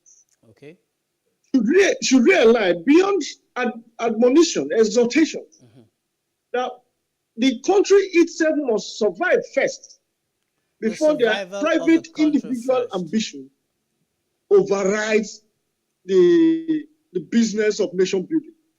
The My survival proposal, therefore, of the country first. The survival of the country first. Great. That's because if there is no country, you cannot have the forum. Thank you. Or the fora to participate. Thank you very much. Thank you very much for your submissions on the Primetime News tonight. We had a good time talking to you. Hopefully you'll be able to join us in coming days again to look at issues as they develop around politics, politicking, and 2023 elections. Thank you very much. Thank you for the service you're rendering to my nation. Thank you. I appreciate the opportunity. Mr. Femi Falana has said that former President Goodluck Jonathan cannot run for the 2023 presidential race by virtue of Section 137, subsection 3 of the Constitution of Nigeria, 1999, as amended in 2011. In a statement, Falana quoted the Constitution as saying that a person who was sworn in to complete the term for which another person was elected as president shall not be elected to such office for more than a single term. His comment followed speculations that the former president may defect from the PDP to the APC. In the meantime, Delta State Governor Senator Ifeanyi Okowa has charged presidential aspirants and stakeholders of the PDP to embark on reconciliatory moves that will throw up a credible candidate for the party in the 2023 presidential election. Governor Okowa made a statement in Government House at Saba when PDP delegates played host to one of the presidential hopefuls under the platform of the party, Governor Udom Emmanuel. Our Saba correspondent, Apo Major Friday, reported that Governor Okowa expressed displeasure with the APC administration that has kept complaining after 7 years in office, and urged Nigerians to have a rethink and support the PDP's quest to rescue the nation from maladministration. The APC-led government has gone, they've done 7 years. And even at the end of the 7 years, they are still blaming past administrations. That is not governance. Because if you meet something and you meet it in a very bad state, as they made us believe, by the time you go through the first year, the second year, the third year, the fourth year, and you're still complaining, and you're about ending the 2-year tenure and you're still complaining, then something is wrong with that government and with that party. As Udom Emmanuel, to partner with God to rescue Nigeria and restore that which we have lost so that we can move and also give hope to our own young generation. Justice Babs Kwewume of the Federal High Court in Ado-Ekiti has adjourned a suit instituted by Yoruba Self-Determination Group Ilanomo Oodua, seeking interpretations of certain clauses of the 1999 Constitution till May 11 this year. The suit also sought an order stopping the governorship elections in Ekiti and Osun states. Respondents in the suit, the Attorney General of the Federation and the Independent National Electoral Commission were absent in court.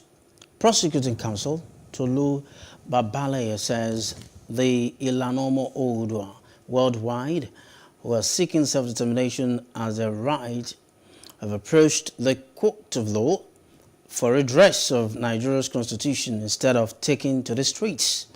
One of the claimants, Bayo Orire, said the suit becomes important as a result of ethnic cleansing experienced in parts of Nigeria. We serve them, that is the Attorney General of the Federation, and I know they are not here, but the court has granted another adjournment for 11th of May and gave us order that we should serve them hearing notice. So if they are not here on 11th of May, we will proceed. The court will not wait for anybody because they have already been served, they are aware of this date, but since the case is coming up for the first time, we want to the court wants to give them another opportunity. We are of the opinion that the constitution we have in Nigeria is faulty. When the 1999 constitution was provided, we didn't have such. Some people were just selected by the military government, to write a paper on our behalf, and not all of us were carried along. And more so, even after writing the constitution is still expected to go through referendum. Some communities or people, they use plebiscite and all of that. So we feel that the constitution is faulty, and that's why we have come to the court to explain to us why and to seek nullification of that constitution so that we can have a fresh start. And we are saying that if there is something wrong with the constitution, every other thing you build on the constitution is faulty. This looks like bittersweet experience. The terrorists that kidnapped passengers of the AK-9 Abuja-Kaduna train have released a picture of the newly born girl delivered from one of the pregnant women taken hostage. The mother of the baby was said to be 8 months pregnant before she and 62 others were abducted by the terrorists on the Abuja-Kaduna train on March 28. The picture of the baby girl showed her clad in a thick pink dress and a light lemon sweater cap with her eyes closed.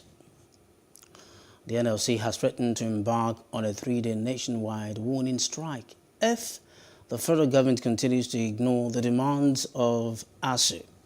The Congress also said it will hold a national protest within the 21-day ultimatum to the federal government. The 21-day ultimatum for the federal government to meet the demands of ASU and the 3 universities-based unions, Non-Academic Staff Union of Educational and Associated Institutions, NASU, Senior Staff Association of Nigerian Universities, SANU, and National Association of Academic Technologists, NARD, will end on May 4. A group known as Health of Mother Earth Foundation, HOMIF, is calling for the total eradication of genetically modified beans because of its harmful components to human health. The group said this in Abuja as part of its sensitization program on the health hazards associated with genetically modified organisms, which seem to be an acceptable mode of farming in most parts of the world. Emmanuel Hijani completes the report. The Executive Director of Health of Mother Earth Foundation, Nimo Bassi, has called for a moratorium on genetically modified beans due to its health and other socioeconomic implications. Bassi has also tasked the National Assembly on the need to come up with a legislation that will regulate the importation of GMOs into the country by greedy and fraudulent donors. Why this is so critical is the fact that Nigeria is the center of origin of beans. And when you genetically engineer a crop in its center of origin, it means you are completely overturning what nature has done.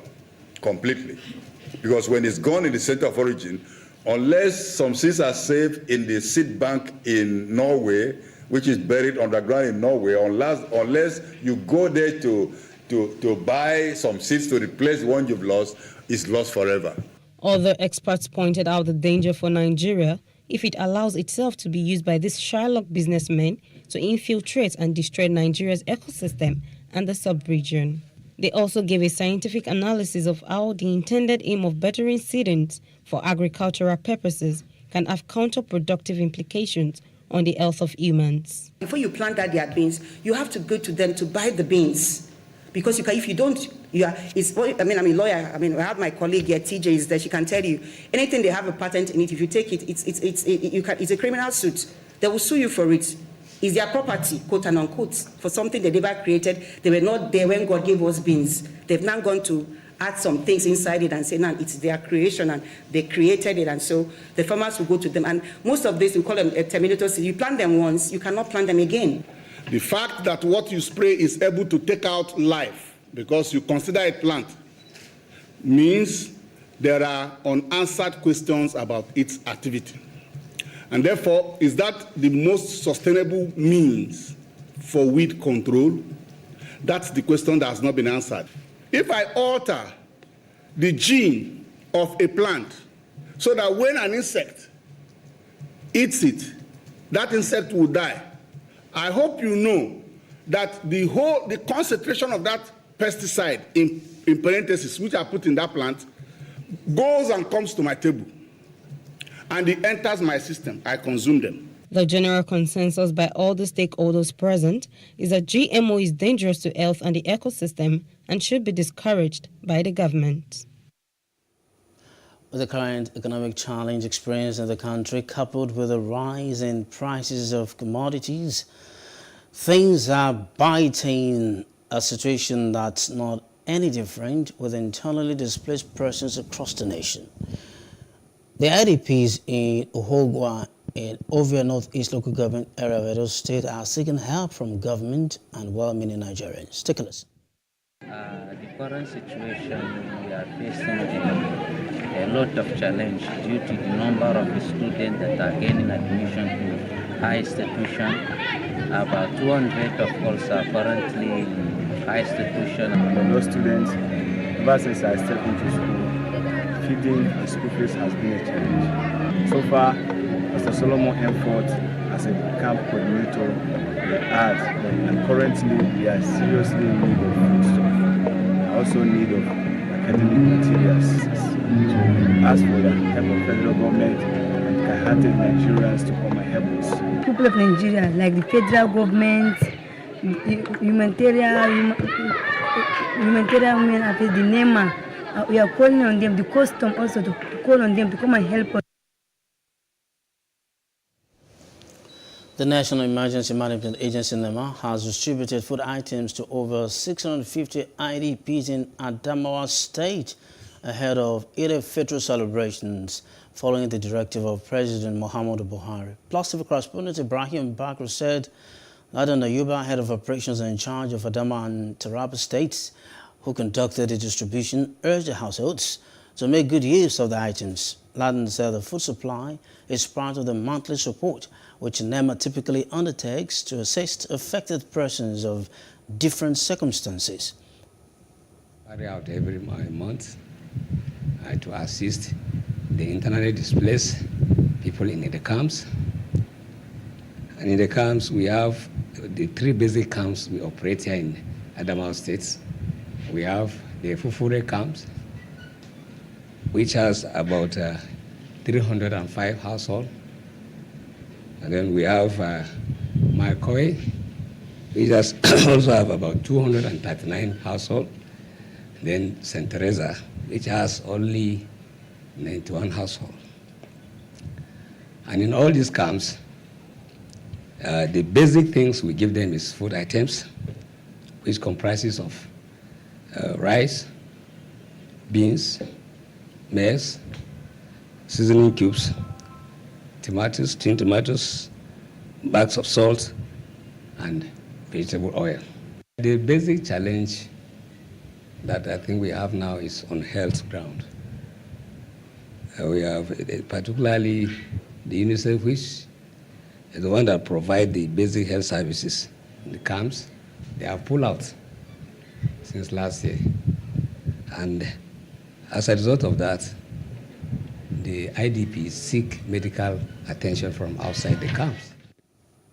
Meanwhile, the federal government has declared May 2 and 3 as public holidays to mark the Workers' Day and other federal celebrations. The Minister of Interior, Farouk Bushala, disclosed these in a statement by the Ministry's Permanent Secretary, Shuaib Begore.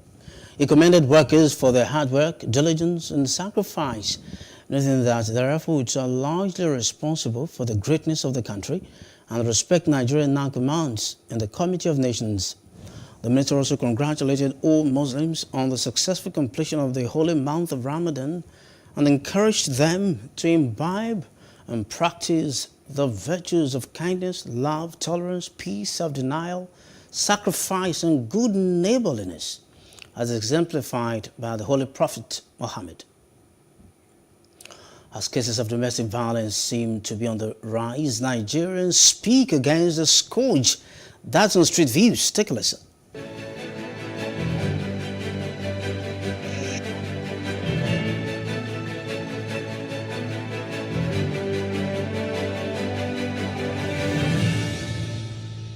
Domestic violence is not something that it's not a good thing at all, and I won't even advise my worst enemy to go through such.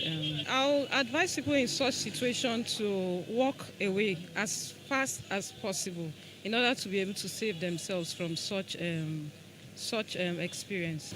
In a simple put, I can say when intolerance is already in place and injured emotion. So before it results into unwanted circumstances. This thing is just that I don't know, people that are in that kind of situation, they find it so difficult to leave. I don't know why. I don't know what is the reason why they can't leave domestic violence. They can't leave that kind of a marriage or something. I don't know why. But most of them find it so difficult to leave the marriage. The best thing is to just leave the marriage. If it is a relationship, thank God it's a relationship, then you just separate. But if it is a marriage, you have to just leave. Just give yourself a space. It's something that if anybody is caught doing it, they should be punished severely. It's part of things that I don't like. Well, people in such situation must act fast by, as in speaking up. Speak up. Because for you not to speak up, it takes life. It's a bad thing, I would say. I don't support domestic violence in any way, physical, verbally, emotionally, at all. Whether it's to the man, whether it's to the woman, I don't support it. So I believe if it hasn't gotten physical yet, at least reevaluate your marriage. Make sure there is no form of abuse there. In that way, both of you can enjoy your marriage. But if it has gotten physical, I believe you should seek the aid of counselors who will settle it. And if there is no repentance, I recommend separation.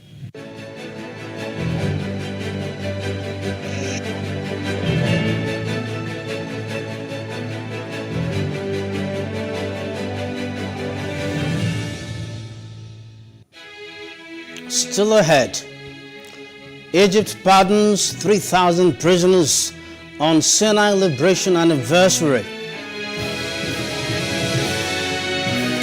We'll bring you details when we return. Please stay with us.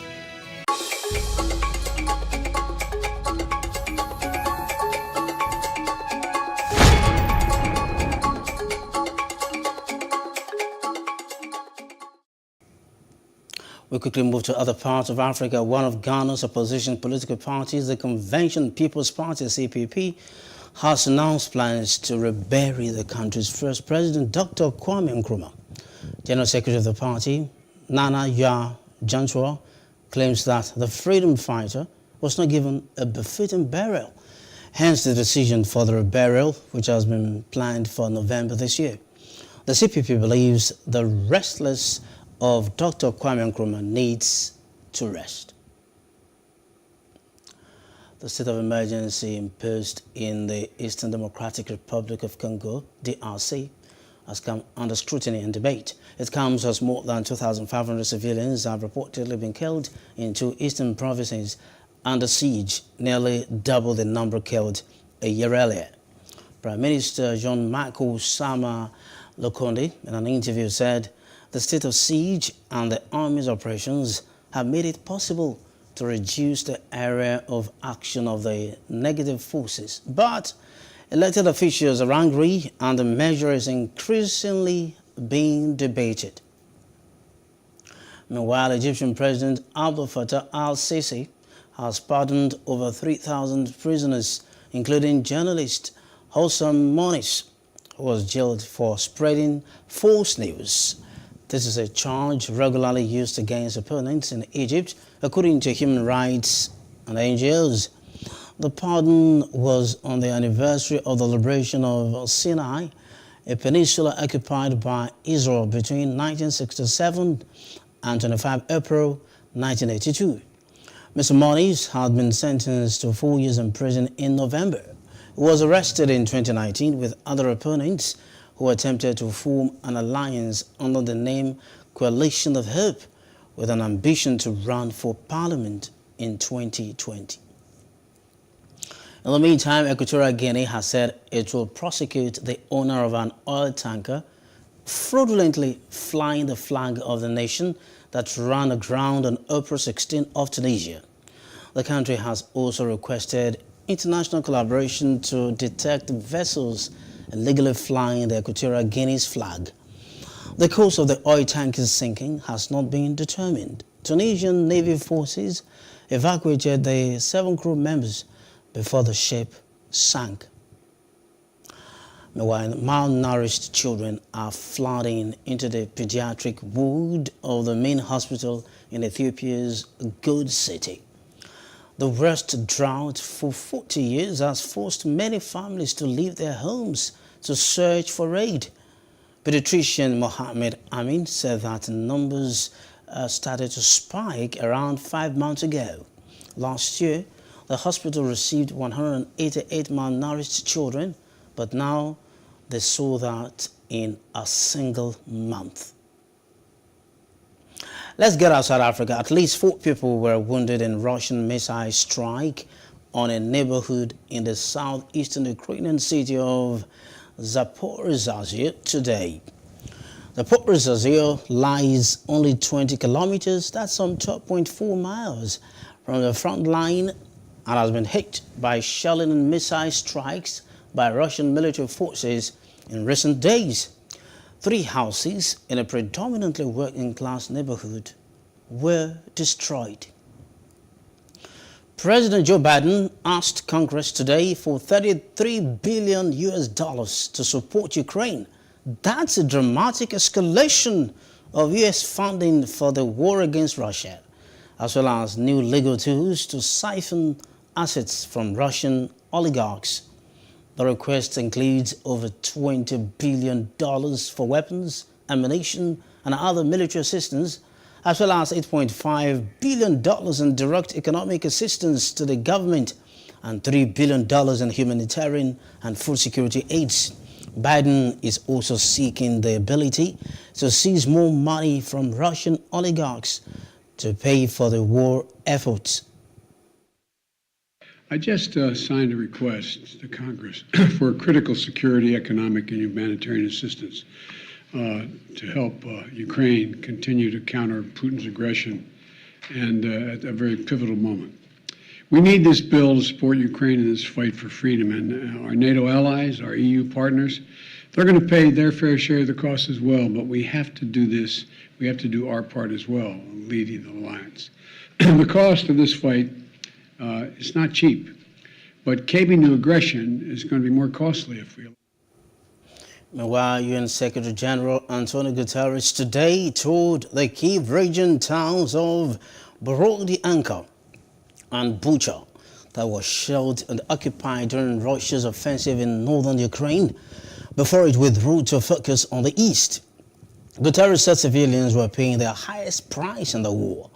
The bodies of 1,150 civilians have been recovered in Ukraine's Kyiv region since Russia's invasion, and 50 to 70% of them have bullet wounds from small arms. Ukraine says the civilians found dead in Bucha were killed by Russian forces during the occupation of the area. There is no way a war can be acceptable in the 21st century. Look at that. I imagine my family in one of those houses that is now destroyed and black. I see my granddaughters running away in panic. Part of the family eventually killed. This horrific scenario demonstrates something that is unfortunately always true. The civilians always pay the highest price. Bulgaria can replace its entire Russian gas supply from other sources and will not face a gas shortage in the coming winter. Deputy Prime Minister Arsen Vaslov made this clear today. Russia's Gazprom cut Bulgaria and Poland off from its gas on Wednesday, and that was for refusing to pay in rubles. Bulgaria consumes about 3 billion cubic meters of gas per year, of which over 90% comes from Russia. We can replace the entire Russian gas supply with the gas supply from the Southern Gas Corridor plus LNG deliveries in Greece and Turkey. And that plan is being executed right now. Today, we actually managed to get a number of practical steps agreed.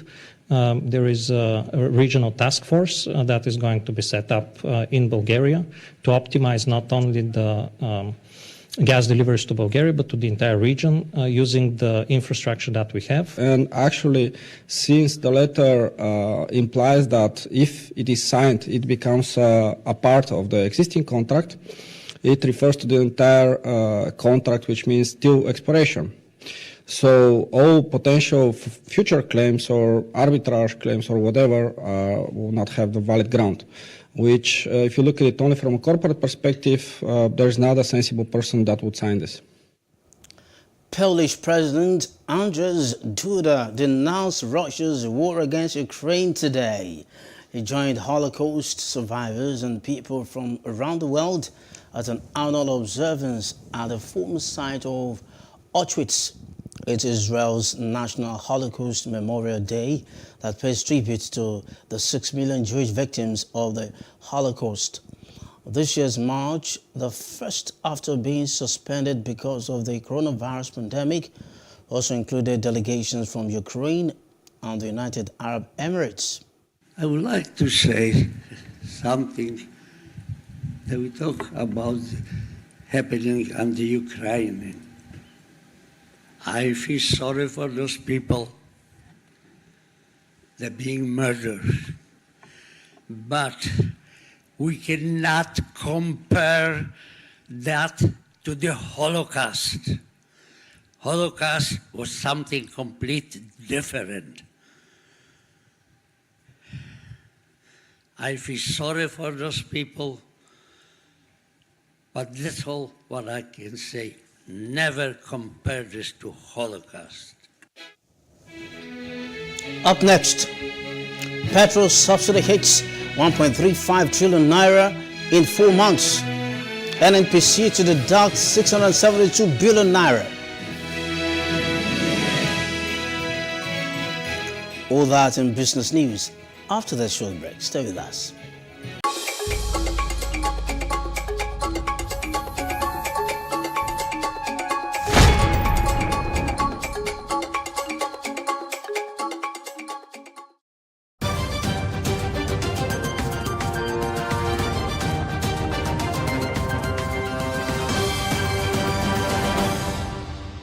And in business news, the federal government has concluded plans to initiate a new program called Investing in Digital and Creative Enterprises with over $600 million commitment to support young people engaging in skills development.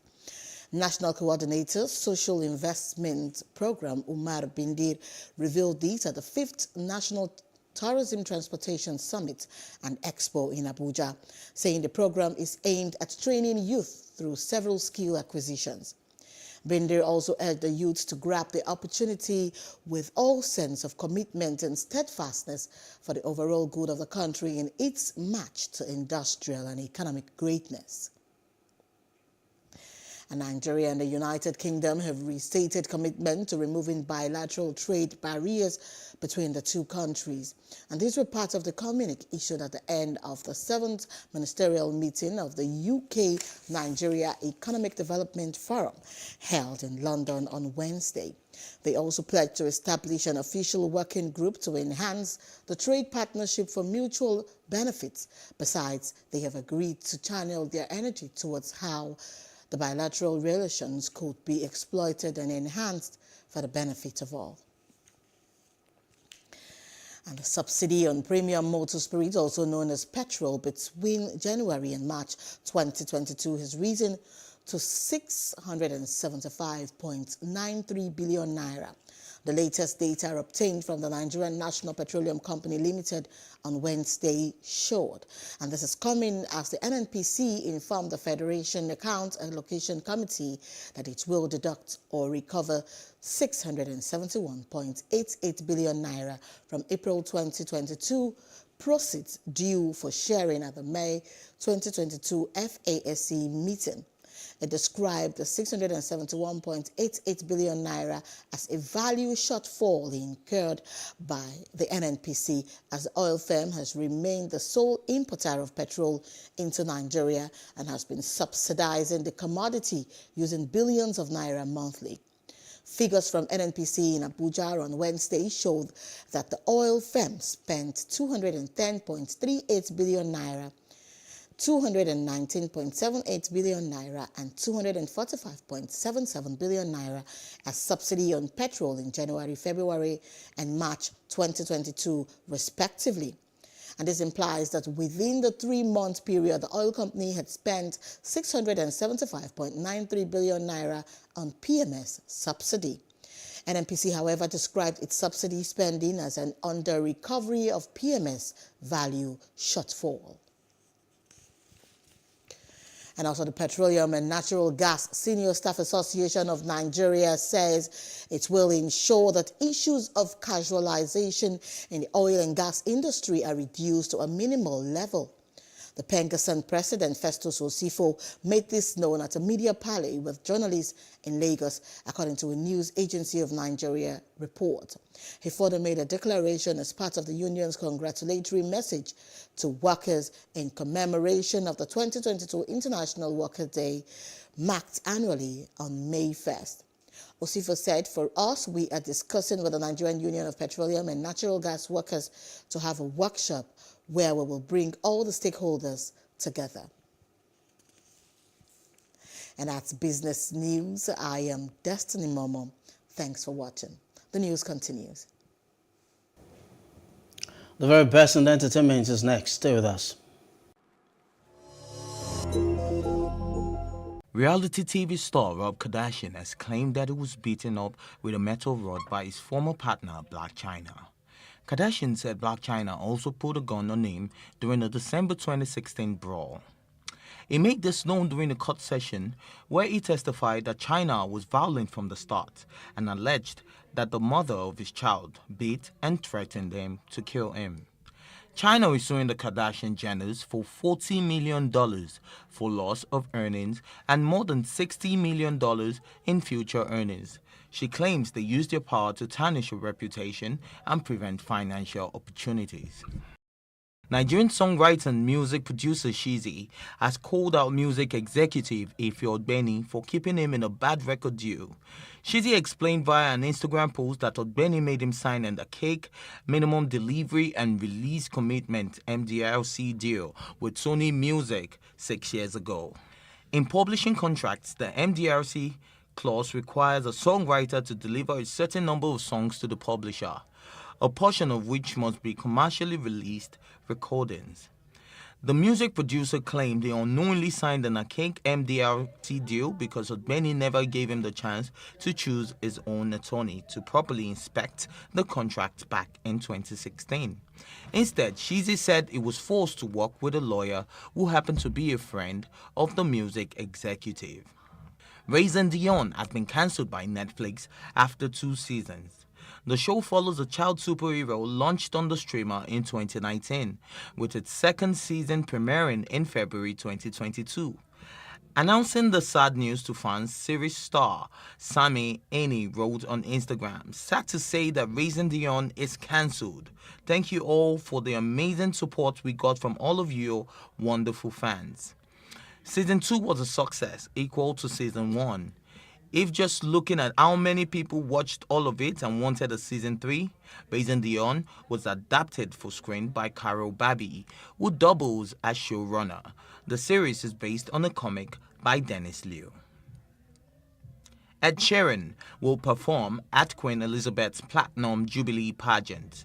The Bad Habits hitmaker is set to lead a tribute to the British monarch in front of Buckingham Palace, alongside over 100 national treasures, as celebrations marking her 70 years on the throne conclude on June 5th. The epic carnival will also feature an appearance from Sir Cliff Richard, who has performed at concerts from the 50 and 60-year celebrations, while also singing in a BBC tribute for the Silver Jubilee and at 1992's Ruby Jubilee. Up next is sports news. Stay with us.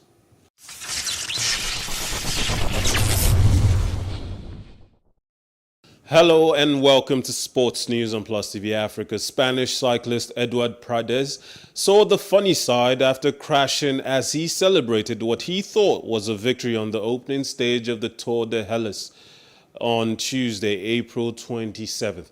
The Caja Rural Seguros RGA rider's saddle appeared to slip from under him as he crossed the finish line, leaving the 34-year-old sliding along the ground while other riders avoided crashing into him. To make matters worse, he then discovered that he was in fact second. Aaron Gate of New Zealand, Bolton Equities Black spoke, having crossed the line nearly 2 minutes in front of Prades. Gate had been part of an earlier breakaway group that Prades had thought had all been caught. On finding out that he had finished second, Prades joked that at least he would have a nice finishing line photograph for his newly born son.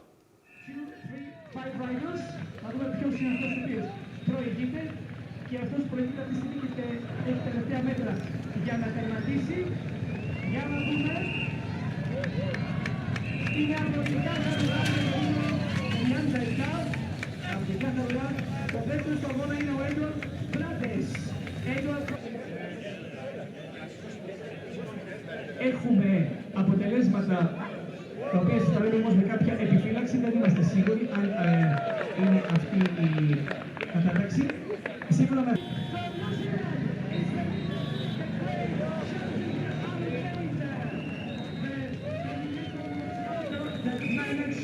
To win this great stage. Και έρχεται τώρα το group. Έρχεται το group, αγαπητοί φίλοι, αυτή τη στιγμή. The Brazilian Football Confederation, CBF, named its first female director on Tuesday, April 26th, appointing architect Luisa Rosa to a role that includes oversight of new construction projects. Rosa worked on the organizing committees for the 2014 World Cup in Brazil and the 2016 Olympic and Paralympic Games held in Rio de Janeiro. She was also involved in architecture projects for this year's World Cup in Qatar. Rosa, 33, will be tasked with creating 15 development centers with money earned by Brazil when it hosted the 2014 World Cup. She will also oversee an expansion of the Granja Comare headquarters, where the Brazilian national side prepares for international matches and World Cups. CBF President Ednaldo Rodriguez said Rosa's promotion to Director of Assets would act as an incentive to others. And in tennis, Rafa Nadal presented on Thursday, April 28th, the UAX Rafa Nadal Sports University, a project aimed at promoting studies in the sports industry. The Spanish tennis player said he was happy to contribute to develop an educational program involving sports and health. It is a step forward towards education, sports, health. With these values, the goal is to create in the UAX Alfonso X University a center that has a world reference in sports, health, and of course, education, he said during a news conference near Madrid where he presented the project. The Alfonso X University said Nadal's team will be key to bringing their values and sports methodology to the project. And that's all the sports news we have for you for now. Join us next time. My name is Mikhail Tinubu. Have a good night. And the main news again. Terrorists have released picture of baby girl delivered from abducted passenger.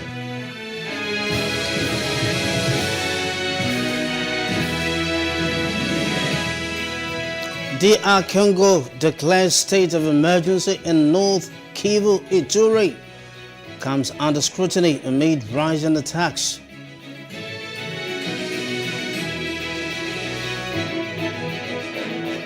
And President Biden has proposed $33 billion package for Ukraine, targets Russian oligarchs.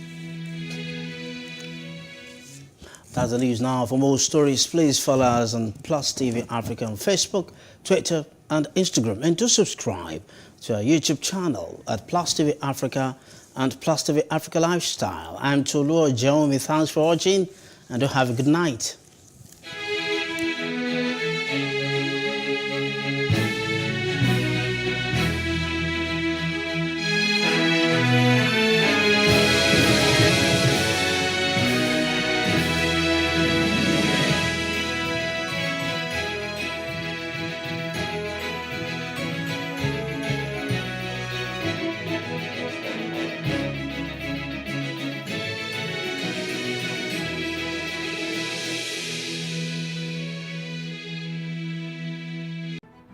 There is no voting on social media. To vote, you would require permanent voter's card. To get your PVC, visit cvr.inecnigeria.org. Create your account with a valid email address and start the registration process. An activation link will be sent to you. Click on the link and activate your account. Fill out the form, pick and submit a convenient date and time for your biometrics. Print the application slip, which should have your QR code. On the appointed date, go to the nearest INEC office for your biometric capturing. Thereafter, you will get a registration slip to pick your permanent voter's card when ready. Get your PVC today. This message is from Plus TV Africa.